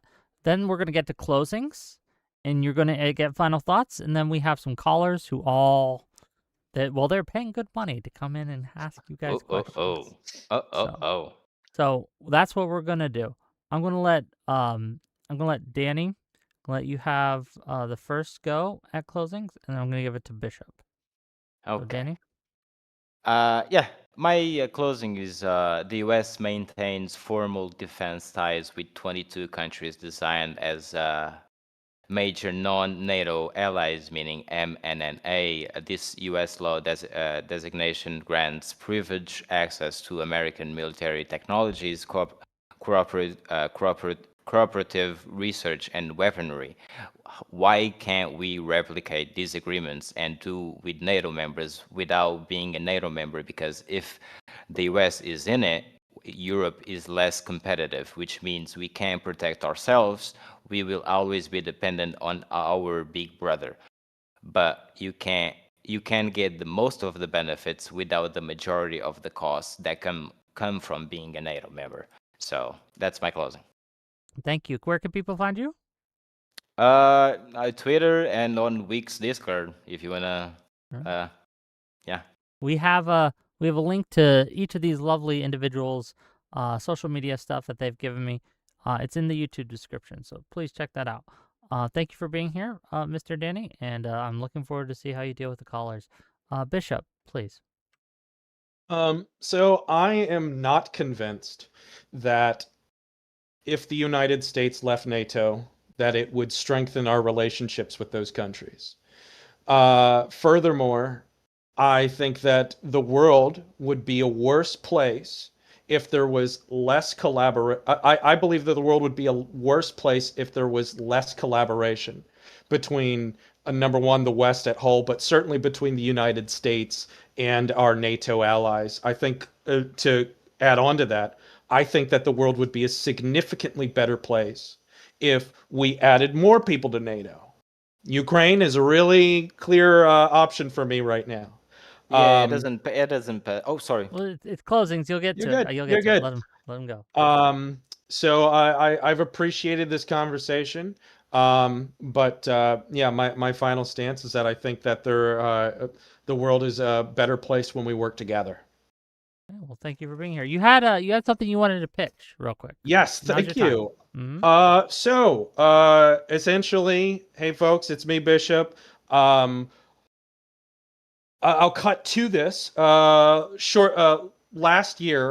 last year, for my loyal followers, you will know that I was pretty horrifically doxxed by the Trump administration, and resultantly, I am not very open with exactly what my identity is. So I'm going to do a foot stomp and a wink and a nudge when I say that we have a Lockheed liberal named Richard Kay, who is running for office in the Center for New Liberals. Totally random guy, foot stomp. And he is running for office in the steering committee for Center for New Liberals. And if you like a little bit of what I said, if you watch this and you weren't like, wow, this guy's a fucking idiot, then I would say, hey, I would really appreciate it if you guys would sign up, become dues-paying members with CNL, and vote for me to join the steering committee, because Richard Kay is running for that position, and I think that factionalism is a very big part of modern politics, and I think that the liberal movement needs a whole lot more of Lockheed liberalism and support for Ukraine, which is what Richard Kay is going to be bringing to that position. Beautiful. You can do that through Center for New Liberalism. Check it out, gang.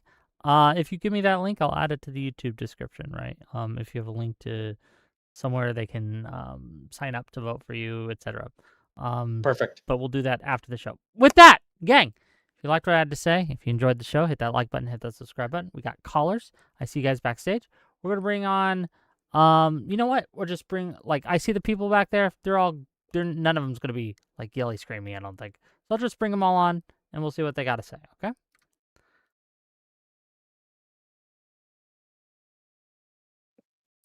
Hello? You're all live. cool. Welcome to the show. Hello. Cameras if you got them, kings and queens. Yeah, I'll just. I can it turn on my camera, but I'm driving right now, so I don't know if you want to don't see that. Yeah, don't Do it. Look at these beautiful people. Look at that. Oh my God. Hi. Okay, what do we got for the panelists? Go Okay, ahead. can I start yelling at some people? My blood pressure has been boiling listening to this conversation for the entire time, and I have some very choice words I want to say to both of the people on this panel. Oh no. Yes, Bishop, you're gonna get some of that as well. I want to hear from North. Oh, okay, Bishop. You need to call these people retarded, and you need to call them out as Russian propagandists. I'm sorry, this whole matching energy thing, it is not working. You need to start yelling and call these people slurs, basically, for how they are advocating for the dissolution of NATO and trying to position the United States and Europe in a weaker position in the world stage. That's my criticism. What? You are not going. This You are not going hard Portuguese enough. Christian nationalist? Is You this want guy- what's is best this for the guy- United States? Yeah. Come I- on. Well, I I'm can't sorry. even- I'm I sorry. can't Wait, even I'm tell sorry. this guy. I'm sorry that Dij couldn't come. Right, an American. Hey, it had to be a Portuguese illegal immigrant. Almost, not now, but almost.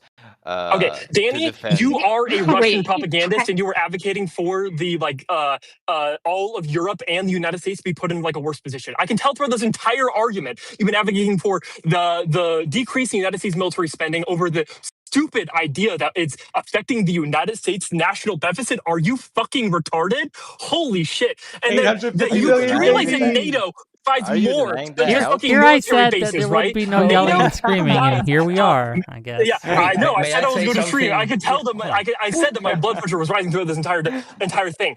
You realize that NATO quickly, I wanna provides get to more other than people, military yeah. bases, right? It provides hospitals for our troops that are operating in the Middle East.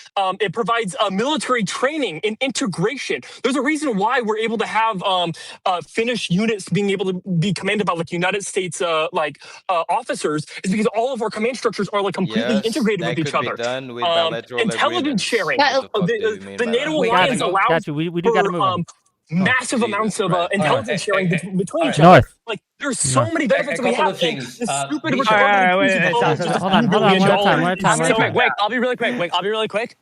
No, Twink, I'm one gonna go second. right Stop. after. Twink, No, stop. I'm defending Twink, Danny. I've I been need here to defend before Danny. you. North. Twink, This guy I've been is here not a before- fucking Russian Twink. propagandist. It's gonna be 2 seconds.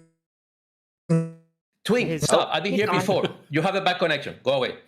Bishop, Fine, you said a couple fine. of things early on that were actually not true. Damn. When you were referring to the invasion of Iraq, you were saying that it was somehow the coalition built by liberalism. This was not the case. The second war in Iraq was actually only done by 4 nations outside of the United States. It was the United States, Poland, UK, and Australia. The rest of the NATO nations actually were against the invasion. So that statement that you made that somehow we managed to rally the troops on the Iraq war, that kind of wasn't the case at all. No, I disagree. So I was referencing the classic Dave Chappelle Black Bush skit where he was like, Japan's dropping PlayStations over Baghdad. Yeah, so I didn't say that NATO came together as NATO to go into the invasion of Iraq. I ate freedom fries. I lived through it, brother. I remember what it was like putting a Canadian flag on our luggage the one time my family went on a vacation to the United Kingdom. Yes, I know, it was split. But the only reason why we had the coalition of the living was because we cooperated. And by the way, if you want to get hung up on Iraq, you that can be fine. But the reason why NATO went into Afghanistan and not the invasion of Iraq is because of that. Well, it's also because it was a defensive. Let me just make this point. There's actually a really, really good point to talk about the difference between Iraq and Afghanistan. It proves the point that NATO is a defensive alliance. and therefore it's an alliance that right now is not working for us, and it's not working for us because yes, What do you you may mean it's not disagree. working for us? Give We him a clearly chance to elaborate. Go ahead. Working for us. The You one may time that we tried to disagree. invoke Stop, Well, let him stop, talk. stop, Let stop, him stop. talk. I will mute the fuck out of all of you. Let him go. may I want him disagree to with the elaborate on his actions- point. Stop. I'm giving you the mic. But I want you to elaborate on the statement that you just made I that will, the yes. NATO alliance is not working for us. One, who is us? And two, United States. what do you mean? Go ahead. Okay. Donald Trump is the president of the United States. He's the one that set the foreign Oh my God, policy is of he? the United States. Now, if you disagree with our position in Iran, our position in the Gulf Coast, in the Middle East, that's fine. But the interests of the United States are in that region. 3 years ago, the Houthis blocked the Red Sea, and we have to get military involved in order to free the trade on the Red Sea. Who was backing the Houthis? Iran. So our involvement in the Iran, whether you may disagree or not, that if it was effective or not, was well overdue due to the actions of Iran in the region. So after doing all that in Iran, to have the European nations to deny the right of transit or the freedom of transit of something as simple, hey, you don't have to be involved. We just want to fly over your territory, Spain, so we could get over there, and to Spain and Italy to give us the middle finger when it's something as simple as we just want to pass through. You don't have to do anything, just let us pass through. The minimum requirement for them to tell us, no, you can't, is more of enough a reason to say, this country should be excluded for any military alliance, because when we needed them to help us in some minor way advance our interests around the world, they're denying us. Can you So define what what is NATO is? NATO? Is Can you NATO define what a? NATO is? Okay. What do you mean Sorry, define what Alex. NATO is? NATO is a collection of countries that have come together to improve a military alliance among them. Right. With the understanding that What we type will of be military against alliance is a- NATO? a military Yeah, I was alliance. about to ask this question. Defensive. Are they Yes, defensive? defensive. Yeah, that doesn't mean that if we are friends and I need to go through your territory to go everything, if you are not the That's type not- of the that's friend that you're offensive, only, not defensive. hey, perfect. So you are explaining, you're giving me a reason why the alliance doesn't work because No, it I'm only not. looks No, sided. because do you understand why Only this is when a you need problem? it. No, do you understand why this is a I think there's a problem? point there's a point You we may actually understand why agree this on. is Only a when you problem? need it. It's only when Do you you want it. understand why this is a Defensive. problem? I'm going to keep saying it until you let me talk. I agree. This It's is a a problem. So we problem. shouldn't be This is there. a problem. This is a. I'm going to keep. I'm going to keep talking. This is a problem. Shut up, Danny. This is a problem because we attacked first. So we are no longer. It is no longer a defensive organization. We are the offensive. So no, NATO does not need to take part. But It is in our best nobody's interest. It doesn't matter if it's in our best interest. If we're That's not the defensive, point of NATO. we don't. It's the definition of being in our best NATO is a interest or not to defensive seek alliance, peaceful and it is a conversation. good defensive alliance. Hold on, all of you, please. Let me ask you. We don't need to How do you say invoke your name, NATO sir? when we hit first. Lendarios? Lendarios? Is that how you say it? Lendarios, let's go. Lendarios, yes. Yes. Do you think that if we had asked for them to come help bomb Iran and they said no, would that be reason for us to leave NATO? Actual military involvement of troops, probably not. I No, think not that troops. Just like help bomb them, like send a plane or two. Well, military support, probably not. No, absolutely. That would have been probably a line too far that says, look, we understand you have your war patrol going on, or you're the war police, and you want to be police over there. We don't have to send our citizens. We don't have to send our resources. It doesn't cost them anything to give the right of passage through the air. Well, it I've does. got a good follow-up. I've got a It good does. Go follow-up ahead, of that Bart. exact thing. What does it cost them? So Lendarios, does that mean that for every single member of NATO, if they get involved in a military conflict that is in their best interests, every single member of NATO has to get involved in every single military conflict that belongs to those interests? If those members getting in a war that they determines on the best interest, and then NATO doesn't help, that country is on the right to say, NATO, you know what? This is not what best for me. Absolutely. It's the same idea. If they're getting a war with like another area of Africa, let's assume that there's a war with Libya, and the other nation don't want to get involved and say, you know what? Maybe this NATO thing is not working because it's up to those countries to determine. That's not the point of NATO. Do you understand that this is not the point of NATO? Do you understand that NATO has like they have a structured like set of articles that they need to invoke in order to.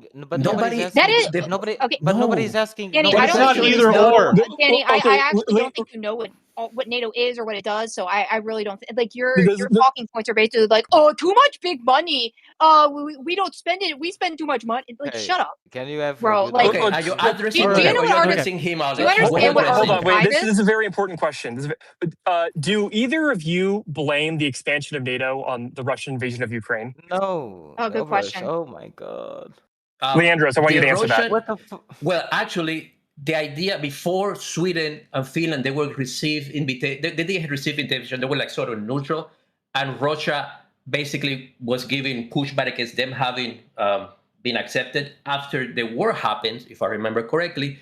Then we formally say, "Hey, do you guys want to join?" And then they formally accepted. No, you didn't. You didn't remember correctly. That what's happened in every case is that the opinion polls in those countries have been against being NATO members. As soon as these countries want to join NATO, just as most Eastern European countries did, they weren't offered it. They asked. They begged. And there are two countries that didn't join NATO. That surprise, who in 2008 who was invaded? You just in 2008 who was invaded? To say that I was wrong, but we were saying the same thing, that after Russia invaded, we actually admitted them because Georgia was invaded, and Georgia wasn't a NATO country, right? Who was invaded in 2014? Ukraine. It wasn't a NATO country. What about Latvia? I mean, Latvia has a lot of Russian speakers, right? What 30% maybe NATO? Why aren't they invaded? Oh, because they're a NATO country. So you can see the power of NATO. These countries asked to join. They weren't told, "Hey, you need to join us." I'm not denying that NATO. Wait. You got it wrong. I am not denying that NATO has a value for Europeans. Of course, I still hold on before we go. There was a question that was asked that I do want the answer to from you, Darius. Do you blame or hold NATO responsible, the expansion of NATO responsible for the invasion of Ukraine by Russia? No. No, okay. Russia basically had other reasons to go into that, back to the Ramadan days, and those are, you want to talk about. If you accept it's an effective deterrence, then surely you recognize that ensures allegiances that can exist not just in terms of military, but also in terms of economic partners, which then benefits the United States. But the point of this argument is not, is NATO good for Europe? The point of this argument is NATO good for the United States? So let's economic as trading partners. I don't disagree with you. Okay, but you could be trading partners without being to the logical next step. Oh my god. Can I finish that point? That really quick. That, let me ask. No, I am not saying that for the Europeans, NATO is good. For Europeans, NATO is good because it gives them a big, backing of a foreign power with military. Absolutely amazing for them. Now, is it good for us?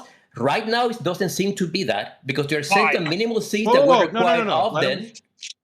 Well, let's imagine a world in which Ukraine was actually a NATO member. Let Bishop go. All right. So the next logical part of your point then, Lindarios, is what? So let's assess. You're saying that being in NATO is no good for the United States because they're not assisting us with this matter in Iran, which is there's some logic there. What does the United States... There is no logic there. No, do not grant him that. There is no logic. No, I mean, all right. NATO does not need to help us. Chill out. Let me get what I'm saying. So, assuming that not being in NATO, but NATO is not helping us with Iran, what do we gain from leaving? What we gain for leaving is that we get the opportunity to create an alliance similar to NATO, where we could set better guidelines. So we can say, look, Germany, Poland, in your nations, we have a higher popularity versus Spain that nobody likes us. We have like a polling in the numbers. But in Poland, everybody loves us. We can pretty much establish a bilateral deal with Poland where we could get to place troops on the ground, we could to use military bases, and it would be welcomed by the nationals. And every other country that wants to join, we get to rewrite the rules. And maybe one of the rules could be, you cannot deny us free passage over your territory. Because let me seems to be a sticking point. So credibility really matters. And when you're in a defensive pact for a long period of time, and you are as militarily active as the United States is, if the second you don't get what you want, you turn your back on everybody and give them the middle finger and say, fuck this, I'm going to create my own NATO with blackjack and hookers, nobody's going to take you seriously. True. Because that's how it works. Here's the problem. Europe, unfortunately, has no other options. Because what are they going to do? Do an alliance with Russia so that they get attacked by Russia? The Europeans, and you know this is true, the Europeans will not take, with the current leadership in place today, the Europeans will not take their security threat seriously until Russian T-90s are rolling down their streets. True. That's a fact. I disagree with that. I think Europe already is. Poland is in that mindset that they're getting invaded tomorrow. You can't do all of Poland. Poland's the only serious European nation. Do the rest of them. It's on a knife edge, but I do. Poland and Germany, and we only need those two. Wait, hold on. I want to hear from Reason Riffs because he lives in one of those countries, right? Yeah, I mean, I'm also about to cycle to Ukraine next month, and Bishop knows his. I do want to hear his perspective. I mean, one point I think we may actually all agree on is frankly at this point in time, and one of the reasons there are these controversies is because NATO is failing right now, and that's why this debate is even happening. And I don't think it's been good for anybody. I don't think it's good that Europe is having to look at building, parallel systems with what Musk has and other things. Because intelligence is the key value, really, that the US brings, as well as the F-35. But that's not as important as the intelligence gathering that the US can do. And Europe is going to have to catch up with that, and it is doing so. I mean, in drone development in the UK is quite impressive. UK's relationship with Ukraine. I mean, I think if Ukraine had been a NATO ally before, I was actually anti-NATO, by the way, about 15 years ago, and I've slowly come to realize what a massive mistake I was making. And if Ukraine had been a NATO member, it would be a far better trading partner with the US right now than it is in its current state. Businesses don't want to invest there anymore. If that happened to Poland, businesses won't want to invest there anymore. Poland is an important partner of the US. In fact, if you look at US exports, I mean, Europe is one of the last bastions of trading partners with the US. It's losing ground to China. Europe is a stronghold. There's no coincidence there. It's because they're NATO allies. So there's a lot of value, a lot of economic value that goes back into the US because it's a NATO ally. And the fact that we're all recognizing right now that it's crumbling, that we're not sure about whether we can trust one another, I think actually exemplifies how good NATO was before. Surely we should go back to a time where you can trust to fly with the country because you don't have a Russian puppet in as a president in your country. That is a pretty sad state of affairs. I want the NATO today because like you people. It's like people like Danny and people like Leandros who are constantly in NATO and putting Europe and the United States in a worse security position. You're talking about wanting to remake NATO in which it's only Germany and Poland. What about Latvia, Lithuania, and Estonia? Well, these three countries are constantly being threatened by Russia that they're going to invade them. Russia's constantly eyeing them up. North, calm down. Do you understand that the point that I made when I picked those countries was countries where actually want us to be partners with them? Spain doesn't want us to be partners with them. Those Baltic countries that you mentioned, they want us. We should keep them. We should put them in this alliance. But we have a lot of other countries that are being wishy-washy about the popular support of the United States. And those are the countries that we don't have the mechanisms in NATO to remove. It really is this simple. It really is this simple. Fundamentally, what it comes down to is NATO costs us virtually nothing and we gain things from it. It's that simple.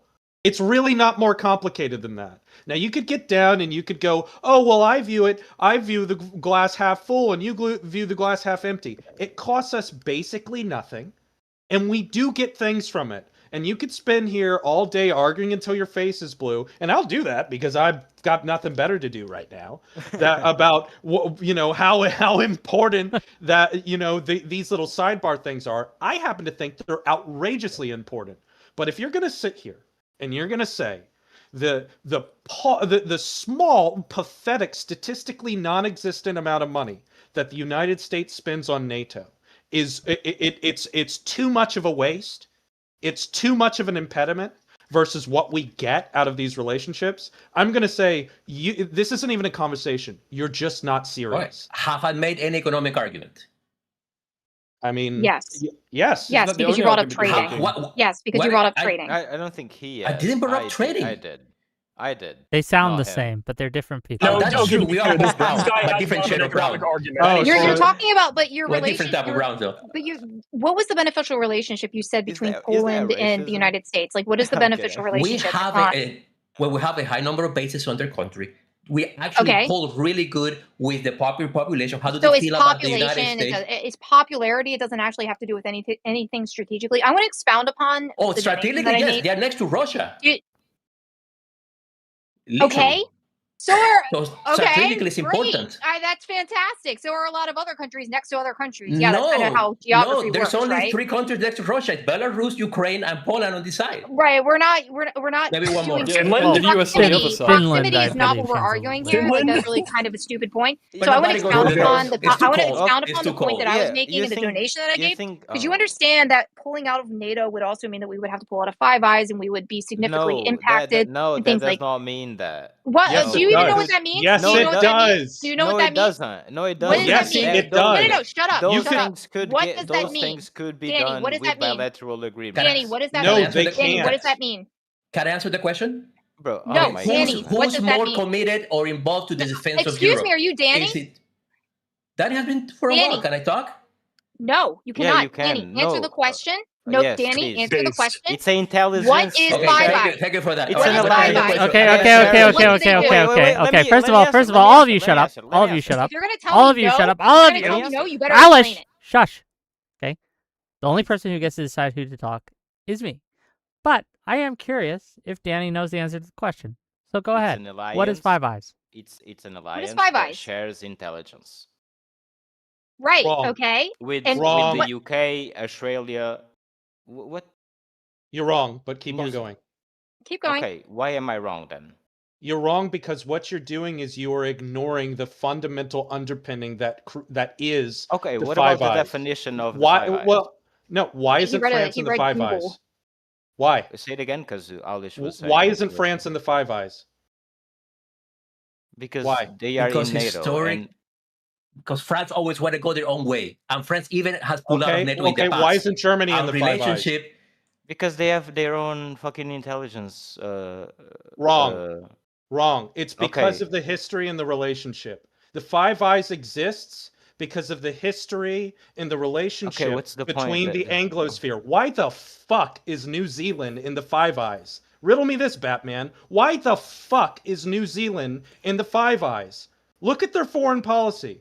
It's because of the history and the relationship. And if you start fucking with that, if you start pissing on everybody, and you start abandoning people, and you start throwing them to the wolves, that history and that relationship is gone. How does leaving NATO and leaving Five Eyes connect each other? Because those countries, we share intelligence. We share intelligence with all of those countries, and if we pull out of any one of those things, since we no longer have an alliance, we are not they no longer have. No, if they hold our intelligence, and we there's a hold theirs. fundamental underpinning that these people don't understand. The point of the Five Eyes thing was not that the Five Eyes is just an organization of like the Anglosphere. Is that there is a history of cooperation that exists. Like we know that NATO as an alliance is effective. It could be cooperation. It could be done with bilateral agreements. Hold on. Okay, no, you're hold on. This is very simple. This is very simple. The invasion of Afghanistan. The reason new alliance. Okay. Hold on. The reason why we couldn't just do Five Eyes without NATO, or why we couldn't just leave NATO and then put bilateral agreements with these other countries, is because it would hurt the ability for them to trust us in a fundamental way, such as that they could not rely on us to keep our word in the alliance. It's credibility at the end of the day. I think if we could reward right now, but that is happening no, right we now don't because reward of it. You Trump. don't understand. They do not. We have their intelligence. They have but our that's intelligence, happening right? Let me finish. So it's like a trust. Hold on. Okay, if we go ahead and we say NATO, the reason we disagree with NATO is because we have these 3 countries that are definitely not playing ball alone: Spain, Italy, and next. And since we don't have any legal mechanism to kick you guys out of NATO, we're just gonna leave NATO, but we're open to do a new deal with everybody else, even a multilateral agreement, with the condition that we reserve the right of passage. Everything else is the same. We just reserve the right of passage.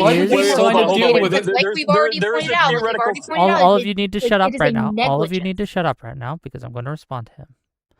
If the reason we cite for leaving NATO is that you didn't grant us passage over your airspace when we were doing this adventurism in Iran, no one is going to trust us to be reasonable actors. It is not, in my opinion, and I think the opinion of most people, a reasonable act to leave a 50+ year alliance because you did not allow us to use your airspace in a offensive war that was most people in the US are kind of like iffy of.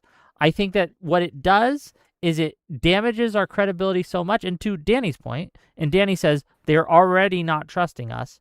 Sure, that's true, but it would be even worse. It would get fundamentally worse, and we would be unable to build proper alliances to replace NATO. It just would not work. It is possible that they no, it is not possible. Well, let them respond. Let them respond, and then I'm going to give I'm saying to it North is possible that it plays out that way. However, what we have as our leverage in our side is that we still have Russia doing Russia things, trying to conquer Ukraine. So the real fear of being conquered, at least for some countries, is still a major driver for this alliance.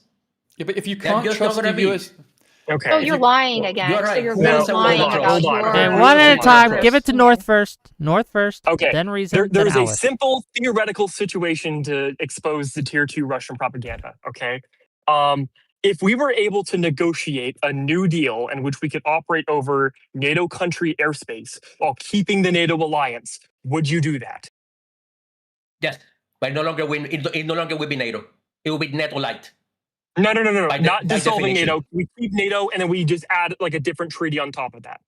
Correct, but it will no longer be current NATO. Correct, I agree. I want that. Yes. No, but you wouldn't dissolve it. You would just keep NATO and then you add the treaty. It because now we're taking something that is 2 and we're making it 3. So it's no longer 2. It's a different alliance altogether where the rules now favor us, which is what I want. Okay. So how is that Russian propaganda? Again? Why do we need to be favored? Why do we need to be favored in NATO? Why? Wait, hold on. Danny didn't respond to my because we're Americans and we have to do things in our best interest. That Danny, should be a driving force. I mean, that's his opinion as an American. Why didn't I respond? I'm sorry. Because I am European. But I think he already majority benefits America, not as much as they want to. But in my opinion, it's already enough. We're already the police of the world because we think we can do it better. That deal benefits us. Okay, so we're the strongest country in the world. We're the strongest country in the world. So how is that in our best interest if we're the strongest country already? So what does having extra countries on our side? How does that not benefit us? Ali, what question did you just ask? I'm sorry. How does not having other countries on our side not benefit us? Oh, if there were a loser between the splitting of NATO and not being able to reform, the biggest loser would be Europe, not the United States. Yes, I agree there will be some level of international cachet. So we can only gain from NATO is the point I'm making. We can only gain. And here's the thing. This is very important. I don't know how that follows, bro. If the United States left NATO, Europe would certainly lose more than the United States would. But the United States would lose. And this reminds me of these conversations about, oh, well, look at Russia and look at Ukraine. Let's take a look. Let's compare the situation in Ukraine to the situation in Russia. That's not a fair comparison. You have to compare Russia to where Russia was before the invasion of Ukraine. And Russia is a fucking joke compared to what it was before the invasion of Ukraine. And you can talk about what Ukraine has lost all day, but frankly, that doesn't have, I mean, that has somewhat to do with what life is like in Russia for obvious reasons. But the point is, things are worse for Russia. Way fucking worse. And if we left NATO, sure, it would be worse for the Europeans than it would be for us. But it would also be worse for us. And we want to do things that are good for us. Okay, I want to give it to Reason. Hold on. I'm giving it to Reason. Reason's been trying to get in. I want to give it to Reason. And then Danny and Leandros can respond. Go ahead. No, I mean, there's some historical parallels as well here that we're not pointing out. I mean, the Suez Canal crisis, where Britain realized it was receding power, is similar to what's happened with Iran, where former allies, where they could trust on them, they wouldn't come to their side anymore. That is because the US has already lost power, because it has lost trust.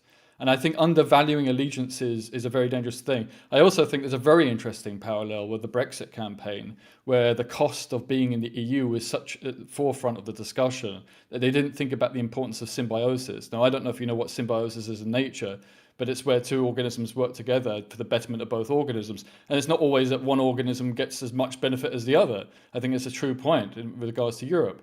Now, I also think, I mean, this may be a point where Danny and I agree. I mean, NATO is crumbling and Europe is going to have to look a little bit inward. It can form a sub-alliance of NATO members. That's not contradictory to NATO's own interests. And I think that's already happening in Europe because of the Russian threat. Now, Russia is weakened now, but it is in a war economy. It has got experience on the battlefront. I don't think Europe should take that lightly. And I think that is going to be what's happened, but I think that's for the worst of all people concerned, because it's already being for like the worst of all people concerned. We're seeing that as evidence. If you wanted to make like a sub-treaty, he was talking to me, Norbert. Give me a second. I agree. Oh, sorry. I agree with you mostly 100%. But wouldn't that also mean that NATO loses a little bit of their it's in response to NATO losing its power that we're having to then to fill that gap.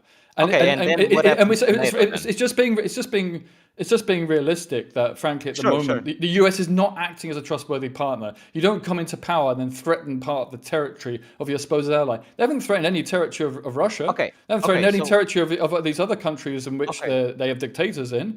It's interesting. The only threat is to an ally country. I think the worst enemy to America right now is not any single NATO ally. He sits in the White House. I mean, sometimes he's most of the time in Florida, but he took a dictator in Venezuela, but yeah, we'll see how that pans out. I mean, that may not pan out. That has problems that are very alive to Ukraine problems itself, because Russia was a main supplier of oil to Venezuela. That's a massive oil producer. What? Wait, no. Biggest sorry, no, oil. Intel. Sorry, Intel. Eject. No, you're thinking of Cuba. Okay, so back to the you're in the wrong debate. Wait, also Venezuela. Reasons. The United States foreign policy changes every 4 years. It is a feature, not a bug. It's what the United States have been doing for ages. I know. I'm as old as you are. I remember what it was like in the past. It's not like what it's like in the past, though.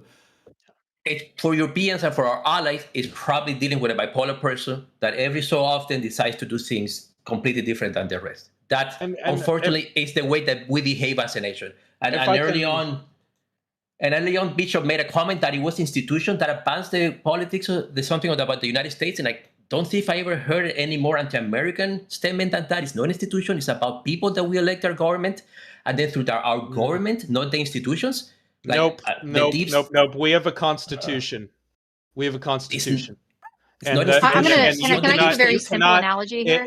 As Americans, you cannot elect people that violate our constitution. True. Right? They can come into office and they can try, but they have no power to violate the Constitution. And so we are not a mob-ruled country. When we say institutions, why? Why does democracy? No. We are not a direct democracy. There's a reason we're a federal republic. No, and see, this is my thing. This is my point. And this, you've come across very smart up until now, is that you don't seem to understand why this is important. Constitutional. You're talking about we can just elect Trump and in 4 years and he can come in and do whatever he wants. These institutions have no power. The reason why the institutions have power, where does their power come from? It comes from our Constitution. That's where the authority comes from. And so that's why these institutions have power, because they are the embodiment of our Constitution. When you say the word institutions, I honestly don't know what do you mean, because institutions are made I know you don't.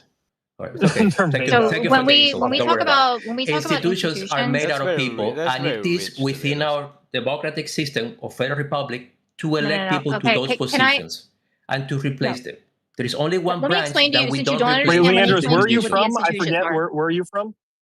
Me, I'm Cuban. You're Cuban? Okay. American citizen, but Cuban. American citizen, but Cuban. That might be why you don't understand the way that Can I explain our to you what the Constitution institutions works. are? Well, you're saying you don't understand. You're talking a lot about the power of the person, the power of the man, the power of Castro, I guess. But no, I mean, these institutions, they are the embodiment of our Constitution. That's just a $5. What you just $5, say, just real quick. It has no Just meaning. real quick. Institutions What are has not no a meaning? faceless. That What has no statement that you meaning? just made. I do want to get to the the institution stuff. I do want to get to the institution stuff, but let me make a little money. Okay, $5 from Politics JK to say our foreign policy was extremely consistent between presidents until one Donald Trump. What the fuck is this guy talking about? And we have $5 more from Testicle Johnson. Americans constantly insulting Europeans, and then Pikachu face. They want nothing to do with you. $2 from Testicle Johnson to say W Sharia law, and then $2 from Testicle Johnson to say he admitted. Now he has to marry his mother-in-law. I don't know what that one is about. Okay, institutions. Does anyone want to take a crack at what an institution is? Well, the federal Well, bank let's ask for the people one, who think that they know it first. putting pressure to change interest rates. I mean, it's meant to be an independent bank, right? I mean, when Trump's doing that, that's an example of the kind of corruption we're talking about. That's never happened before. Yeah, So reason when you go.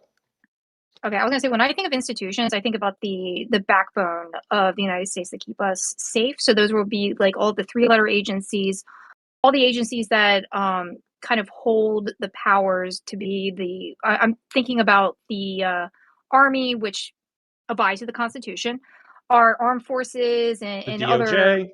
Yeah, the DOJ and other. The judiciary. And they are subjugate to the president. So those are In fact, what he described early on. No, the they are not. Judiciary is not. Hold on a sec. The DOJ, yes. Hold on a sec. What are the three branches of government? Stop. What are the three branches of government? You know them. Legislative. What are the three branches of government? Legislative. Tell me them. Go ahead right now.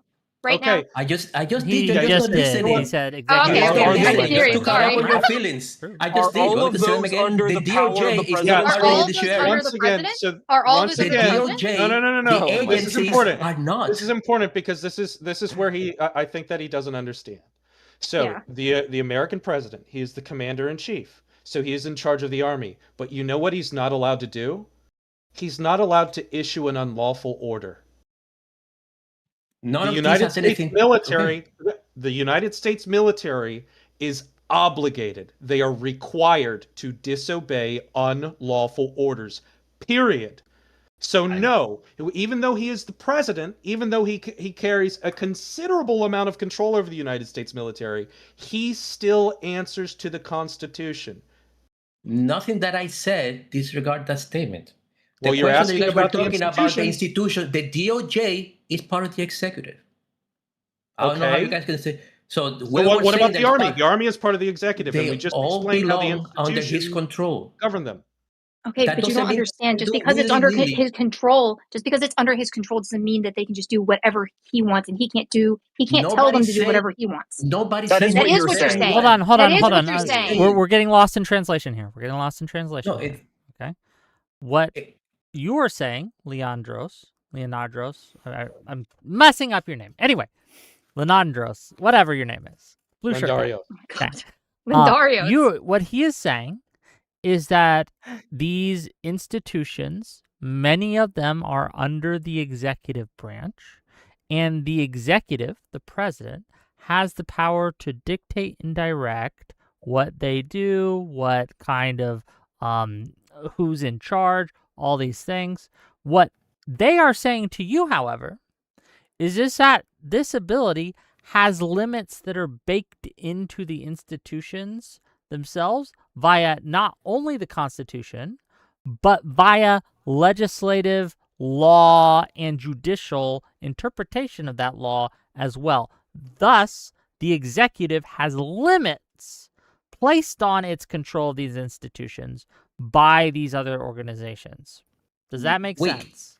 I am familiar with all that. So I know what that. Trump when it comes cannot to foreign do, policy, when it comes with foreign policy, there is no institution that supersedes the president. What he was describing early on, that those two individuals were hiding information from the presidency, that could even be considered treason. If you're a member Do you think of that the the army, president has the right to declare war on another country? the president doesn't have the right to declare war because that's a Congress delegated power by the Constitution. He does have the right to. Is declarations of war? Hold on. Is a declaration of war part of foreign policy? No. It will be the one exception, probably. Come on. The declaration of war is something that by Constitution is entitled to Congress. It's hold on. Wait, the point is, hold on. No, stop. I think that we can all understand that war declaration powers and military actions such as that fall under that umbrella are the purview of foreign policy. That is a type of foreign policy that you can engage in. And thus, the fact that the executive cannot declare war on a country without approval from Congress or other things, like this shows that there are limits on his ability to wield foreign policy and make foreign policy decisions. What about treaties? Yes, it's one of the few ways. Let me answer weak. Treaties require two things: for the signing of the president and the ratification by Congress. Are we good? All right. So back to weak. Foreign policy, with the exception of probably war, because that is explicitly delegated to the president, the rest to the Congress, that falls to the president. And well, Bishop's about to ask you another question to give you another example of a what about treaties? of a restriction. So re-answer. Sorry, I missed it. I was listening to stupid Congress shit. Treaties require two things. First, the president to sign it, and Congress to ratify it. Without those two, a treaty is not valid. Congress cannot initiate a treaty by itself, and a treaty that is only signed by the president has no value. So our treaties foreign policy. Our treaties foreign policy. Are they part of the foreign policy arsenal that the president can engage? So once again, this isn't complicated. This isn't some big gotcha. This isn't some big revolutionary idea. Everything works together. There are checks and balances. The balances that you were talking about, you were referring to the deep state. You actually said those words. Because I was. I've also referenced a Dave Chappelle skit.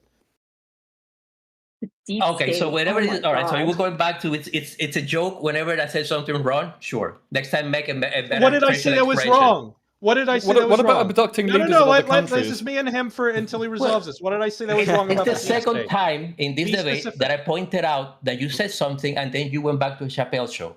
No, so what did I say that was wrong about the deep state? The deep state is not an institution that should have any meaning in the United States policy. It's basically a group of unelected government. So the deep state is not an institution. It's a conspiracy theory. What the fuck? The deep state is literally a joke because there's no such thing as a deep state. But if you want to ground it and you want to say you're pulling a Jon Stewart and saying I'm just a comedian, the deep state is just a funny reference to institutions, to deep unelected institutions, to bureaucrats, right? It's a fourth branch of government that wasn't elected and is not accountable to the constituency. It's called fake. That's not some fucking conspiracy theory. It's a joke when I say something wrong. Well, it is a conspiracy theory. The problem is your accent. Leandros, I love you, but the accent does make it slightly have a comical nature. Sorry. It's okay. No, but if I say a joke, I will preface it. I will change my words so people, my accent, so people know it's a joke. The two statements that he made were serious, and now, on retrospect, it's now not those statements were jokes. I was referring to Chappelle. I'm sorry.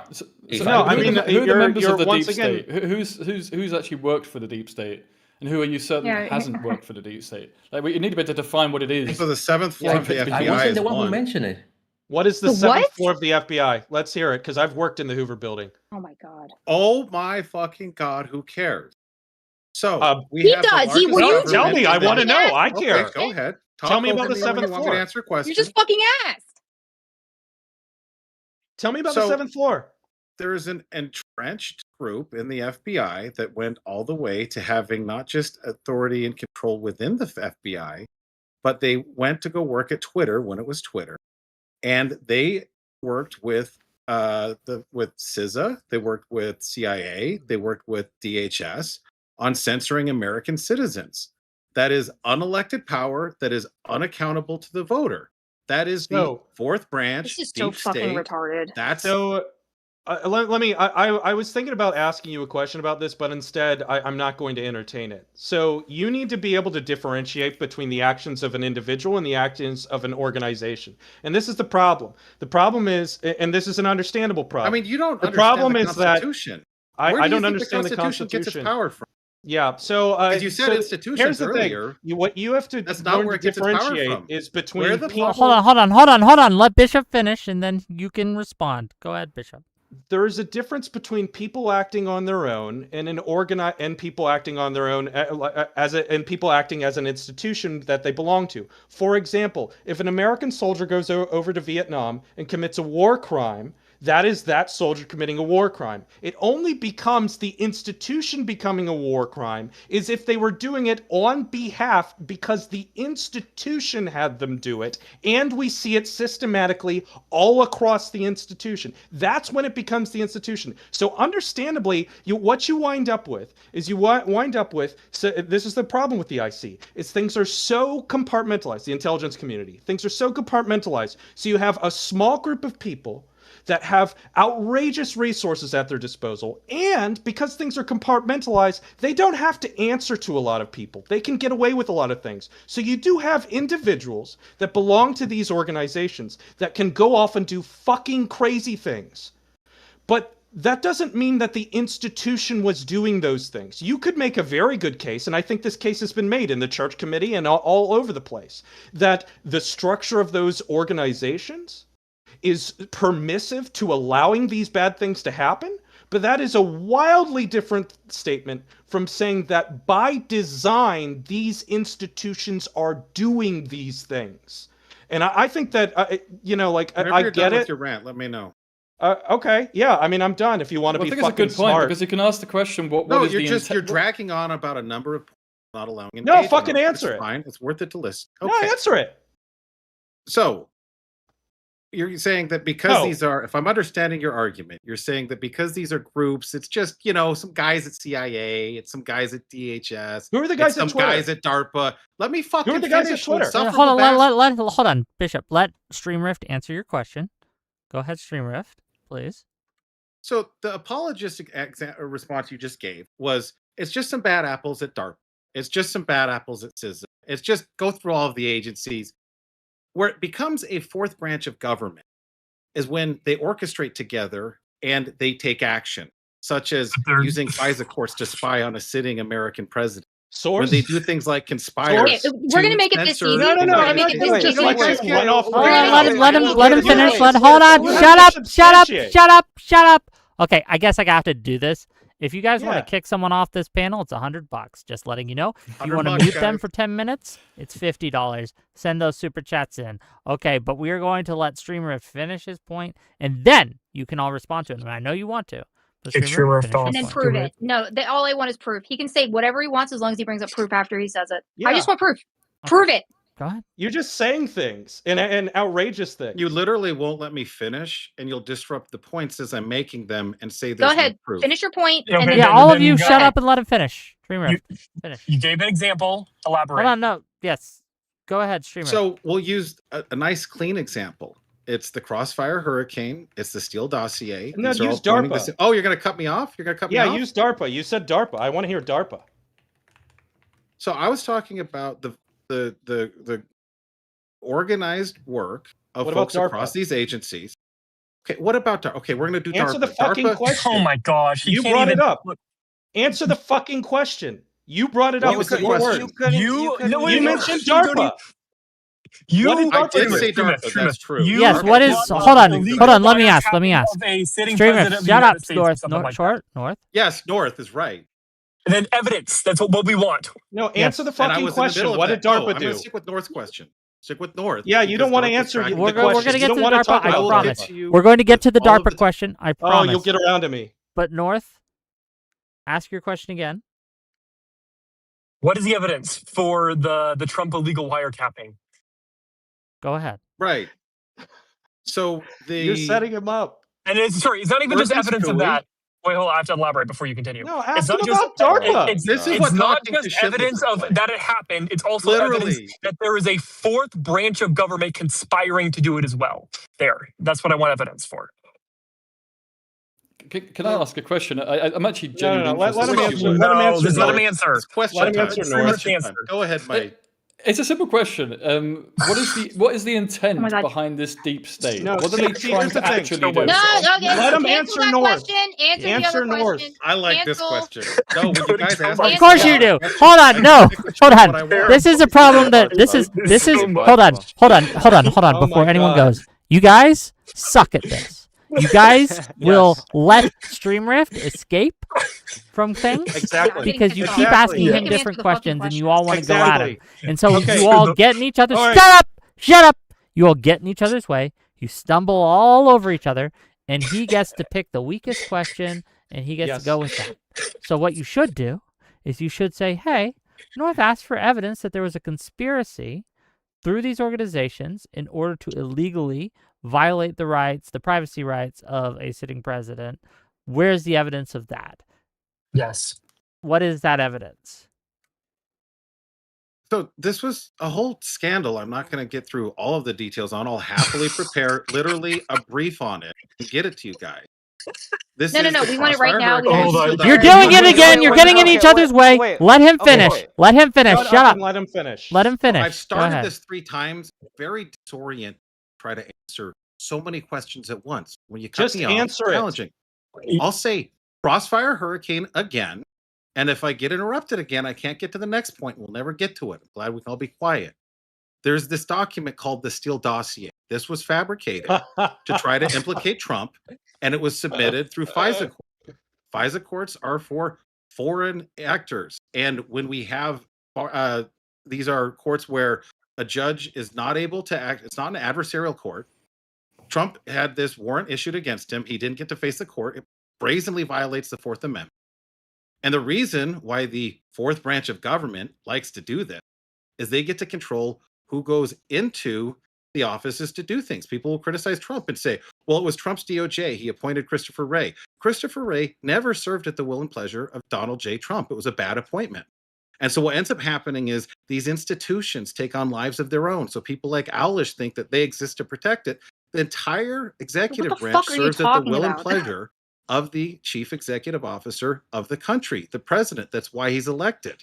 And they are so thank you for not answering the question. Even when he wanted to go ahead, now, what is DARPA? Even when he wanted to go ahead and carry out employment terminations to downsize the executive branch, the fourth branch that supports itself fought holy hell to keep these giant useless government employees and useless government contractors on what amounts to what I would describe as Alish's job. None of this is proof. All right. Alish, shut up. None of this is proof. There's a good follow-up question.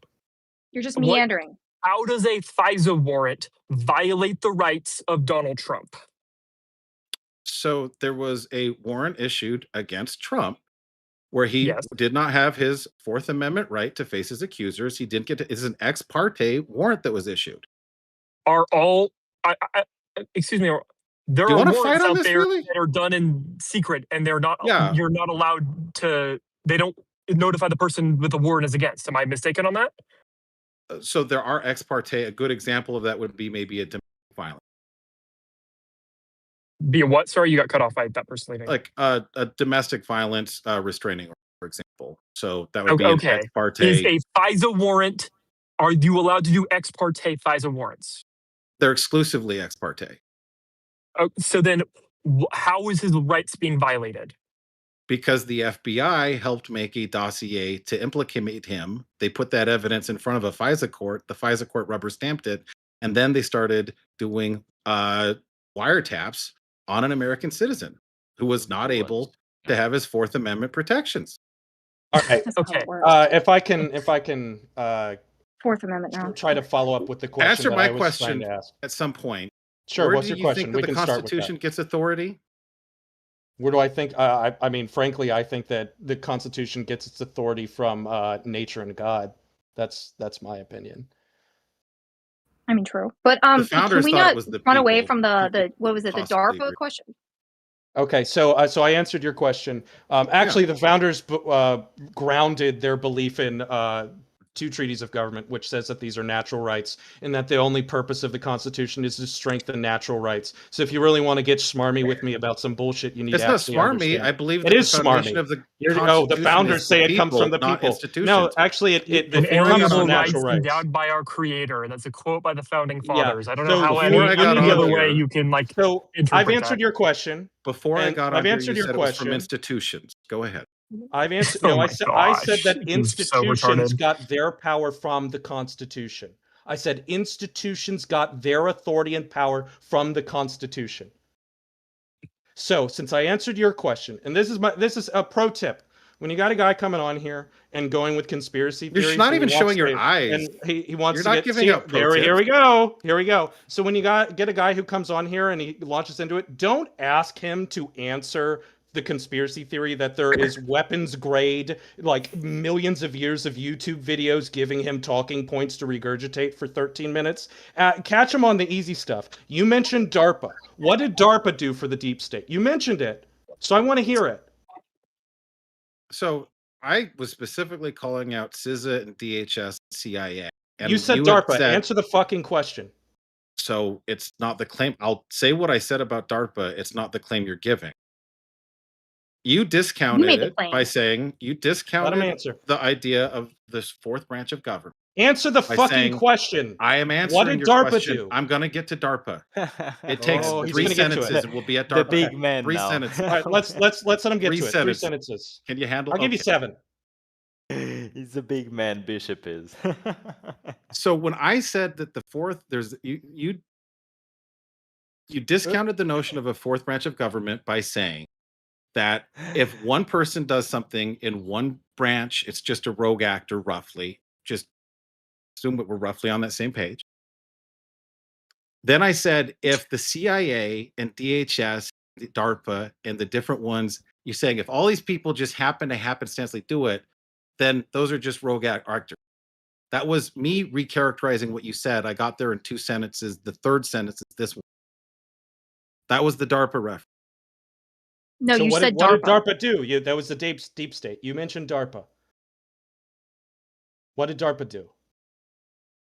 Well, so among other things, they run psychological programs online against citizens to manipulate views. The more interesting thing was DHS and CISA and CIA literally telling under the Hamilton Project, under the Hamilton, we're going somewhere. Hamilton 68, where the government said, we have this model for Russian disinformation, and we need to censor these American citizens. So the government pressured private companies to suppress Twitter accounts with like 100 followers.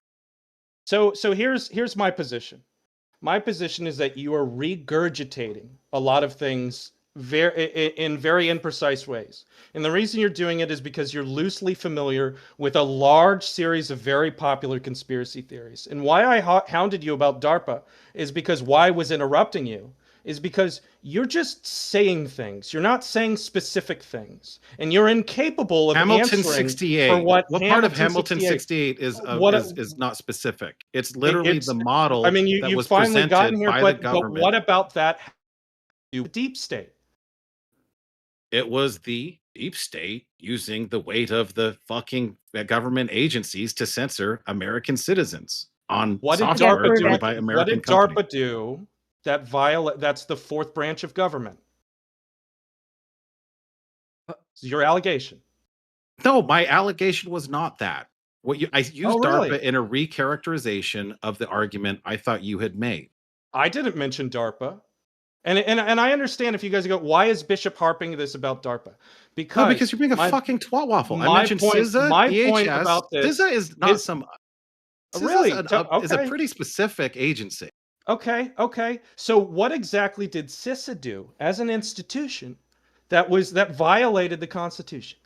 Had weekly meetings with Twitter executives about American censorship, about censoring Americans.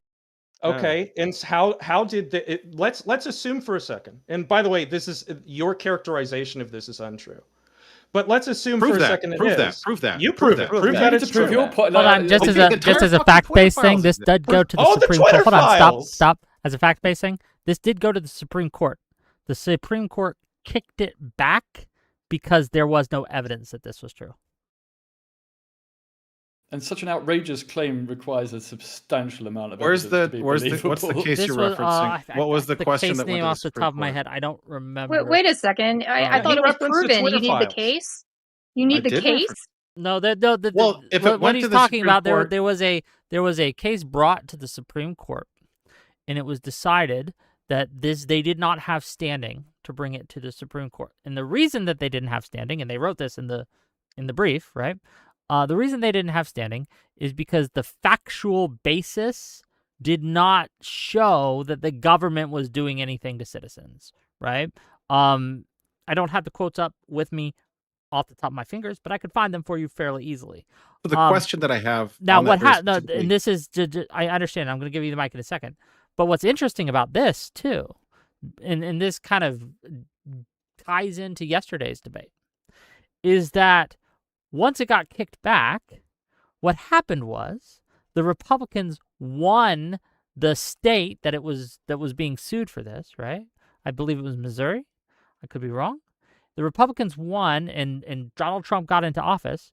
So they just settled this, right? They just settled this. Donald Trump instructed them to settle because it fed into the narrative that he's painting here now that they were censoring American citizens, right? So it was never decided in court. This was never a victory for them, right? In fact, when it did go to the Supreme Court, they lost. And now, unfortunately, it's a propaganda piece because when it got kicked back, the Republicans settled because the people who were on the case suing the government were now in the government. And, yeah, so here we are. Anyway, I bring that up because that's a very common talking point people use, but it's just they don't know the facts. Well, wait, I do have to go, but before I just want to say the last point of my last argument point, then was, you got to go. I got it. Yes, if NATO doesn't work for us, it's okay to reform it and make it new. Sure, but right it now, is working. It seems to be it's not working. No one's going to trust you. So, okay, thanks for. Have a good day, everybody. Hey, Darius, thank you for joining, man. Tier 2 Russian propaganda. Nice talking. I'll be here with cover. No problem. So two things. So the reason why I ask about the SCOTUS case is if it goes in front of the Supreme Court, there's a specific question that's being presented before it. So a lot of times folks will end up seeing a case about all sorts of things. What the Supreme Court actually decides on is usually a very narrow point. That's why the question was there. Second thing is all of the documents for this were reviewed directly from Twitter, recently purchased at the time by Musk, who gave them to Matt Taibbi, who is anything but a friend to Donald Trump or the Republicans. And Matt Taibbi said they went through, they found the emails coordinating this. And so what you guys are saying is because a court didn't decide this, and it never happened. But we're ignoring the fact that the claim is if there's no evidence, then why is there all of this evidence? Why is it that journalists I'll just deal with this, please, if I may. What exactly were on those emails? No, because it wasn't what you're alluding to. Hold on. You don't have to ask him. You can just tell him the. So I'm sorry. I was being what do you call it? Rhetorical with that. You were using the Socratic method. It wasn't like the Socratic method. I get it, but in certain cases, you don't give him those emails didn't show that. Yeah, I just please. Okay. Yes. The way that you are characterizing the emails is not actually factually accurate. And the reason you literally just sat here and asked a panel of people. Hold up, Bishop, real quick. Wick, I have a question. Okay, ask your question. Point blank. Do you think that the Twitter files that were released are all hokum? Or do you think that those are actual things that were released that were accurate and that were released accurately? What was released was factually true, but the way it is being presented is factually false. So, for example, there were exchanges between the government and government agents and Twitter and other social media companies.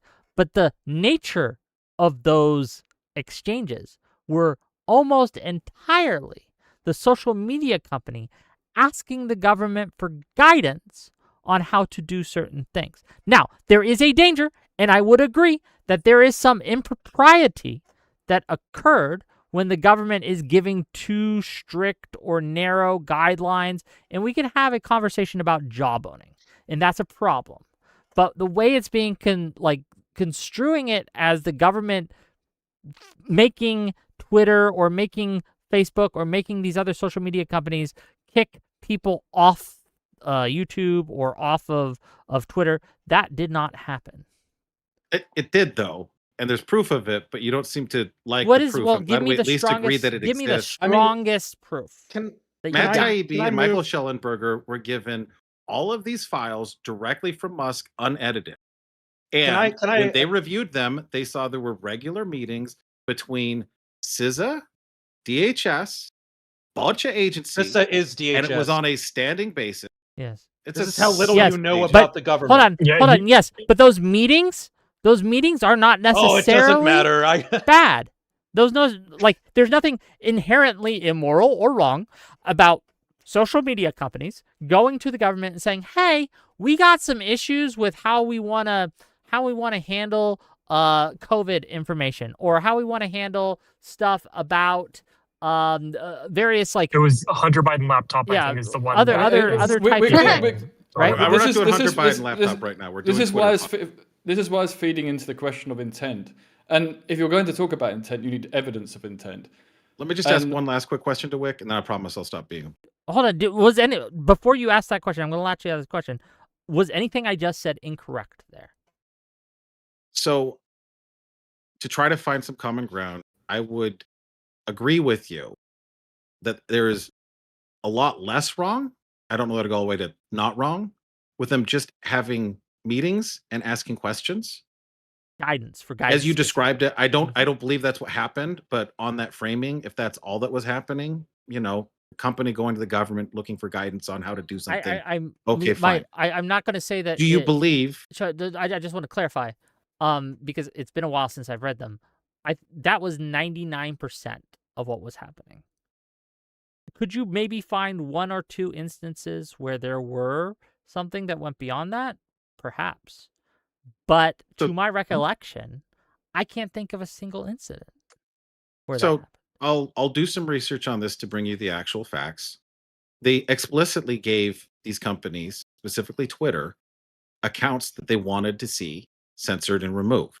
Categorically. This wasn't just them looking for guidance. This was them saying, these are people on a list, take them off your platform. On top of that, all of the censorship of conservative voices on the internet for the last decade or so has led to all of the AI training data being skewed towards leftist ideology. Conservative voices have been scrubbed off of the training data for the AI. This is why I was interested. Wait. No, can I? I've been trying to ask him a question for a while. Give it to. I'm going to give it to Alish, then to North, then to Bishop. But I have to use the restroom real quick. I will be back. No slurs. And I'm looking at you, Streamrift. No slurs. Okay. No slurs. Streamrift, has any of this behavior stopped since Trump got into office? I don't. Now that we have free reign of the internet, has the government stopped regulating what is posted online and who can be deplatformed and removed? Who is free reign of the internet? Oh my God! Answer the question. Has it stopped? Ask 5 questions. Has there been a list of people that have been removed since Trump has taken office, or now is everybody free to say whatever they want? Nobody's free to say people are not free to say anything they want to. Okay, now there's a more pointed way of saying this without him dodging. Right, so you don't want to answer the question. Answer the question. No. Answer North, the question. stop assuming I'm dodging. Interrupt. I'm really trying to interrupt. You are dodging. You are. To be clear. So has it stopped? Yes or no? Has it stopped? Yes or no? Stopped? No. Okay, Streamrift, did you vote for Trump? Okay, so stop. 3 times he won all. No, 3 times. North. Stop. Hold on. Sorry. Stupid fucking question. Who was it after North? Well, there's a two-parter to this. It's still me. Okay, it's still me. It's still me. It's still me. It's still me because you're. I need to finish my question. So if it hasn't stopped, can we then agree that if this is something that did happen, that Trump is still, that the government is still negotiating with Twitter, or with all these other media companies? I can't keep up with your crazy. Part of the problem you have is that Trump isn't in control what I of the said government. was very clear. Trump isn't in control of the government. Okay, let me take you very slowly and very concisely. Has it stopped? Have him clarify that. Trump isn't in control of the government. Expand upon that. He thinks the deep state doesn't make the Shut decision. up, North. Holy fuck. Okay, guys, he's got it though.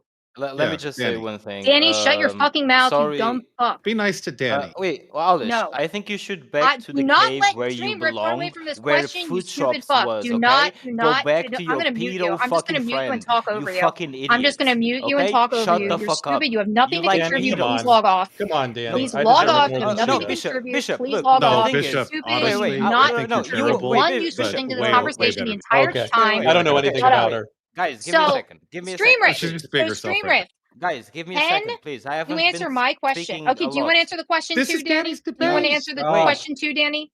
Go ahead. The way you've just spoken to Alish. Alish, I'm going to keep talking over you if you keep talking. I'm not even been Alish. talking Yeah, so far. I know. No, He's no, So no. I'm sorry, the way he's you've just like, spoken he to has her, I nothing- mean, seriously, Yeah. screw He you. has absolutely Sorry. nothing important to contribute to this The conversation. thing I don't even know is, why we he's still have talking. history, No, past we're going to history keep with speaking each over other, you. I'm going to right? keep Hey, speaking over you. I'm Danny, going to keep Danny. speaking over you. I'm going to keep speaking. Okay, You've been then completely you're out of order, probably sir. I'm retarded. sorry. Yeah, Yeah, Danny, sure. you're That's actually true. Go ahead. stupid. Please log off, please. Guys, Frank, guys, I don't Danny, know. quick going question. out of Are control. conservatives censored on Stop. the internet?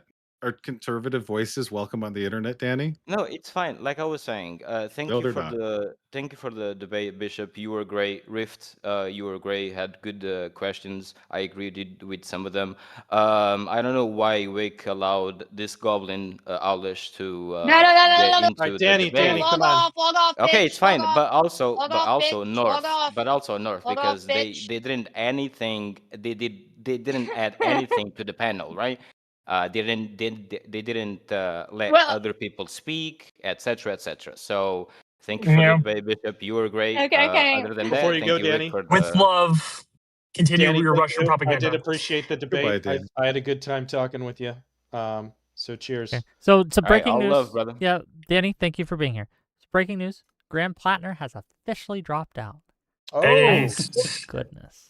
holy Okay. shit. Hey. So Thank I did goodness. want to kind of continue down the line of Alish's conversations with you. In a moment, stream. but just a housekeeping thing. I see your super chats. I'll read them in a second once we go through the lines here. But if we want this to continue, you got to keep giving me money. I had to spend a lot of money last night to get some mic equipment for LibCon next week, the 17th. We got some great guests, some awesome guests lined up. It's going to be awesome. And I had to get some in-person mics. We got 4 SM58s. We got an audio interface. But all that to say, if you want this content to continue, pay me, bitch. Okay? Give me money. Give me money. You got to give me money. Once it dries up, we stop the panel. That's the way it goes. Okay, Bishop, the mic is yours. Go ahead. Okay, so yeah, we were talking. I just want to really focus in on what you said there, Streamer. If you said Donald Trump isn't in control of the government, so I want to hear more about that, and we can limit it. And let's limit it to, let's say, conversations involving censorship between government agencies and social media. He can't even fire his staff. Control. And come on, answer the Did he fucking just question. He filed. He just got rid of Gabbard, right? I mean, she's gone. Okay, I mean, she said she resigned, but I think she was basically right. But all the out. federal employees in Northern Virginia, they okay. But who is their boss? It's the fourth branch of government. There you go. Wrong. It's certainly not the guy that was firing them. So I'm sure everyone else has seen this, but could you send? Could you DM?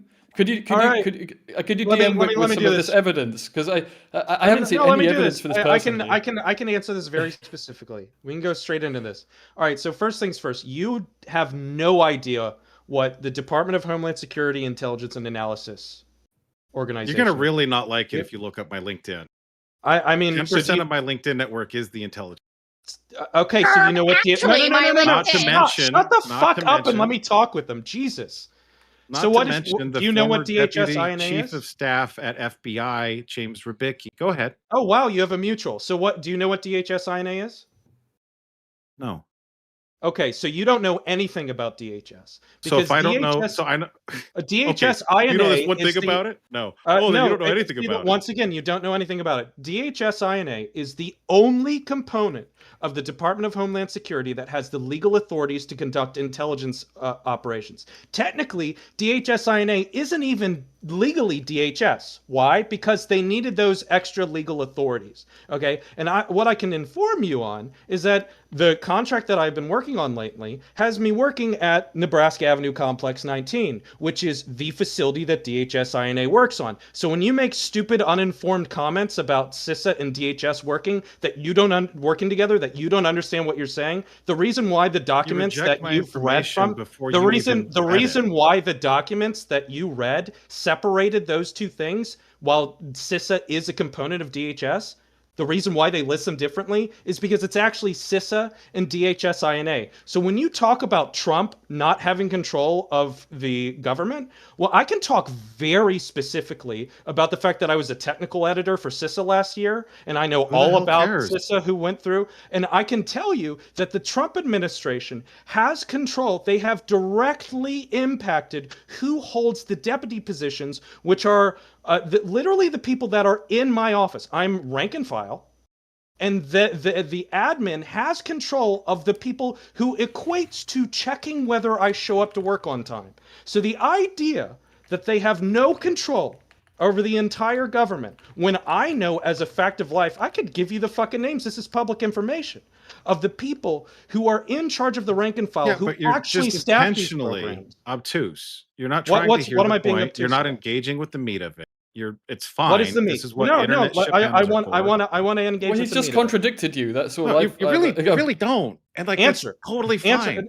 Let's do it. Totally fine. Let's do it. Oh man, I didn't kick him. I didn't kick him. It wasn't me. He ran.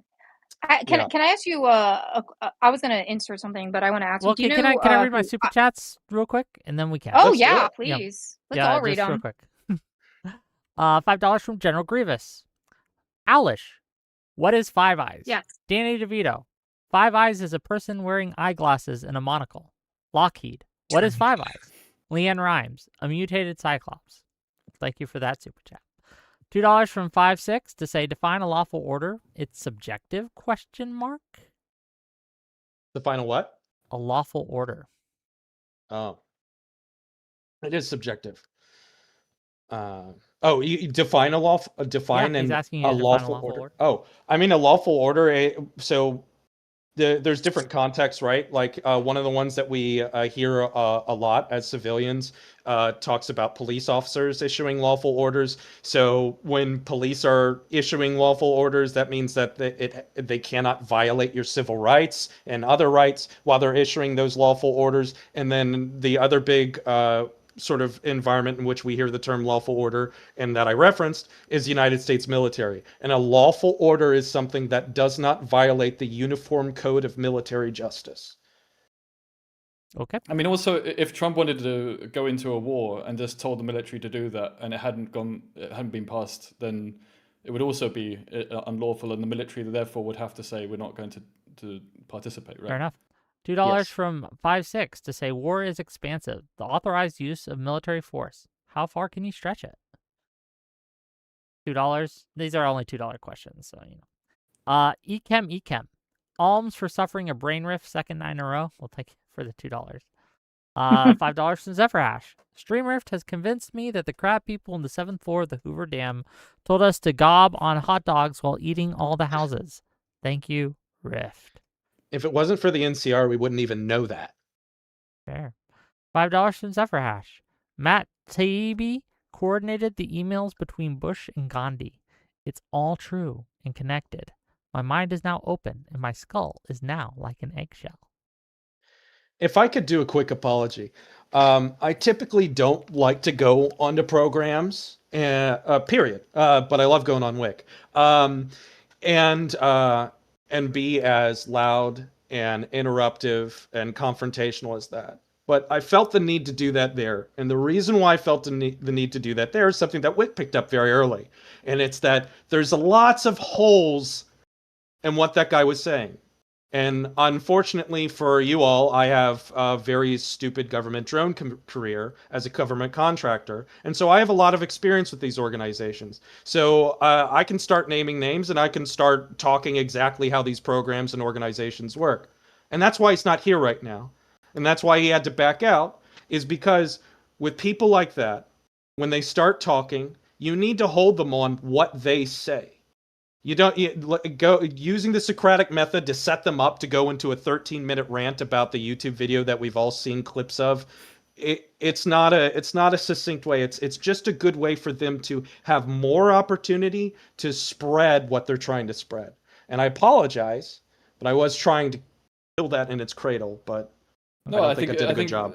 I think you did a reasonable job at that, and I think the key thing, and I find this arrogance surprising, is the confidence they have, not just in what's happened, but the intent behind it. Intent is quite hard to prove. And I'm not going to speak of the exact intent of any government in the world right now or in the past without really strong historical evidence. And then you increase the likelihood of it. But these conspiracy theorists, they are certain of the intent. And that's where they fall flat, because even if they can find examples of where some things have happened by chance or where there's been discussions, it's also about the intent behind those discussions. Because if you don't have that, then you can't build it all together. And the more people involved in it, the harder it is to keep it together, which is the point I think you were making. Individuals can act in a rogue way, but when you start having a whole group acting in a rogue way, firstly, it's harder to keep opaque, and secondly, it's hard to keep people together. So that extraordinary suggestion requires a massive evidence to be believable. And it's just an absolute joke to see them crumble like that. Let me get through the rest of these. $2 for Zephyr Hash to say the crap people on H7 control elections. Okay.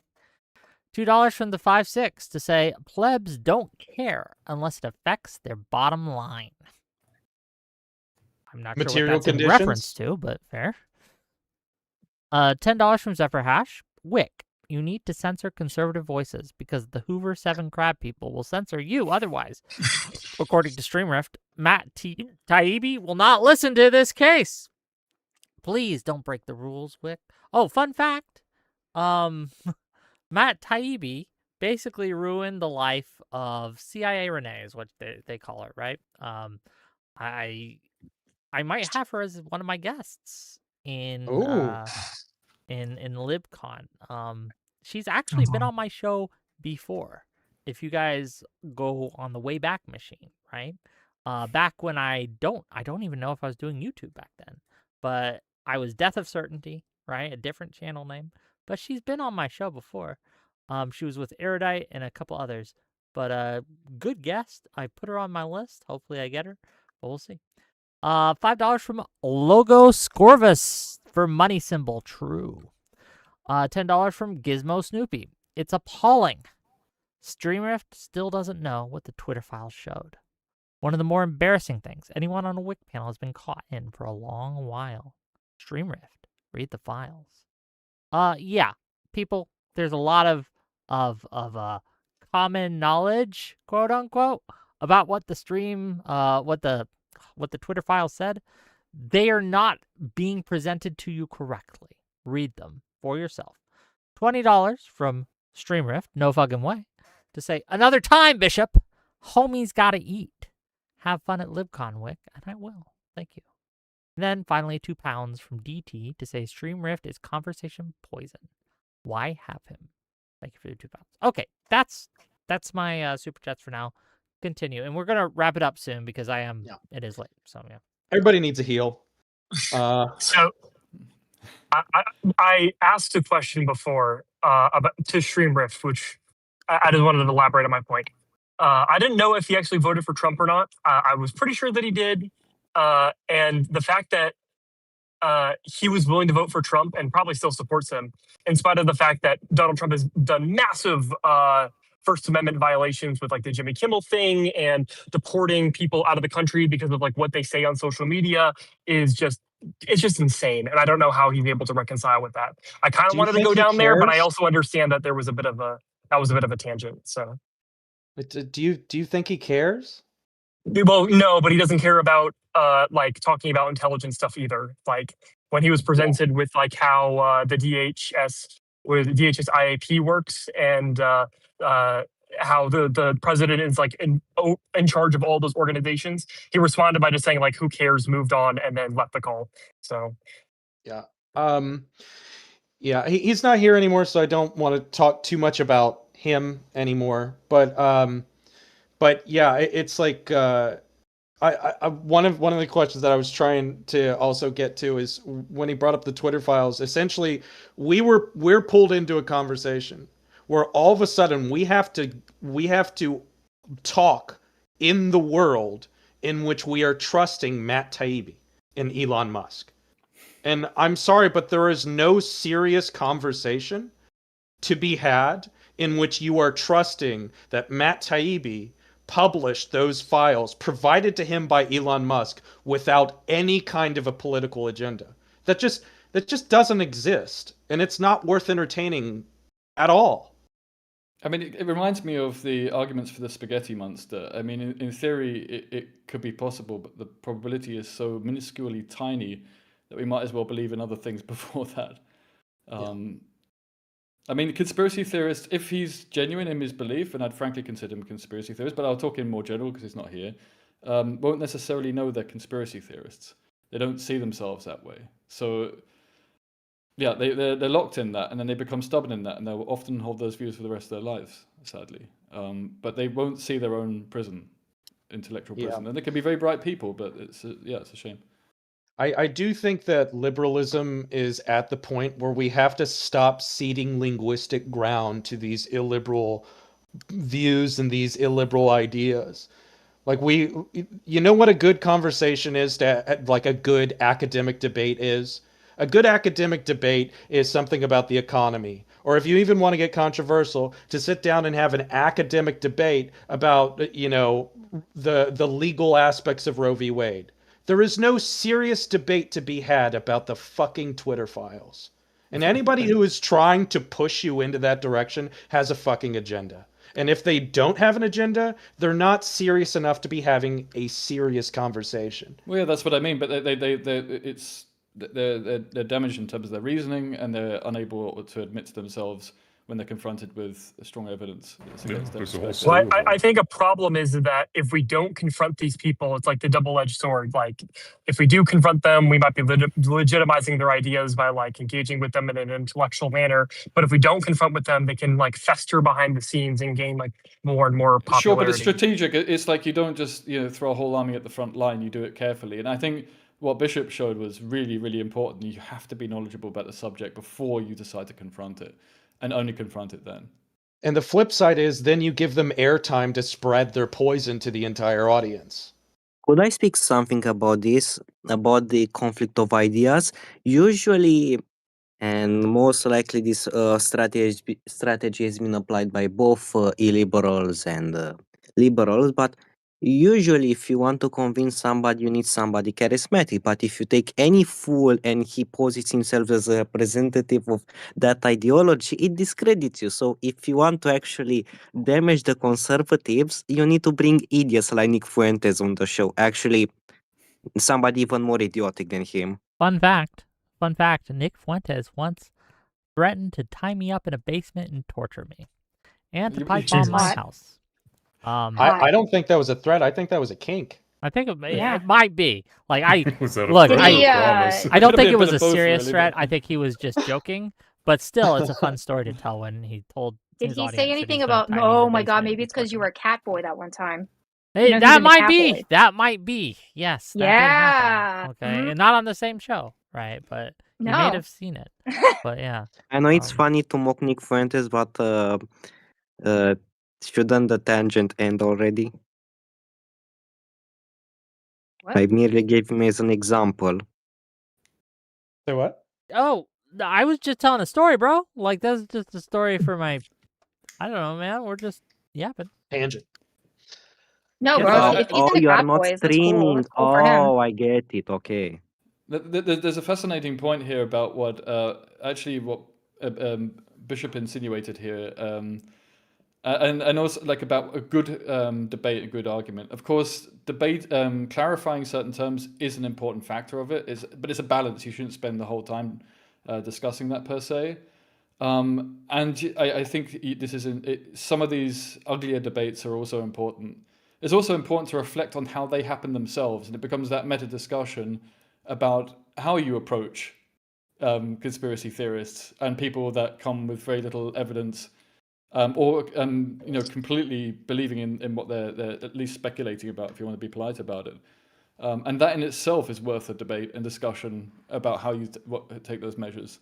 Because I don't think in our area of politics, and I say that as someone I think probably in the past 10 years has moved towards the center and towards a more liberal perspective. I don't think we have a clear story yet and a clear methodology in terms of conquering those illiberal and extremist views. And I think that in itself is worth a broader discussion. Well, I mean, to be fair, there's no real time for us to ever actually engage them in one-on-ones where we do have all the evidence and truth behind us, because they don't take those battles. Like, think about Steven Crowder. Think about Tim Pool. Think about Styx Hexenhammer 666. Think about Alex Jones. They're never going to put themselves in an arena where they actually have to provide evidence for their bullshit claims. And the second they do, they disconnect and say that they're getting dinner. Correct. Yeah, but the fact is they were put in a situation where they ended up having to disconnect, and I think that was one of the strongest things that happened in this debate. Yeah, I will say also, I was invited to come and defend NATO's name, and so that is the topic that I came to discuss. I know that we are winding down, but I have a fiance upstairs that is very angry at me for being gone. And so... Okay. Well, I get it. Okay. Thank you all for being here. So we're going to have a call-in stream tomorrow, so you guys can all... I hope you all do. I hope you all call in, and we'll have like a little roundtable yap session or something. I don't know. Just whatever you guys want to talk about. But again, the big thing, there will be no stream, no official stream until Friday the 17th. And that's the big one, gang. Me and Soy Pill are going to be live at LibCon. I have given my list, my ranked choice list of the speakers that I would like to talk with. Once I get the list back of the speakers who are down to talk with us, I will let you guys know.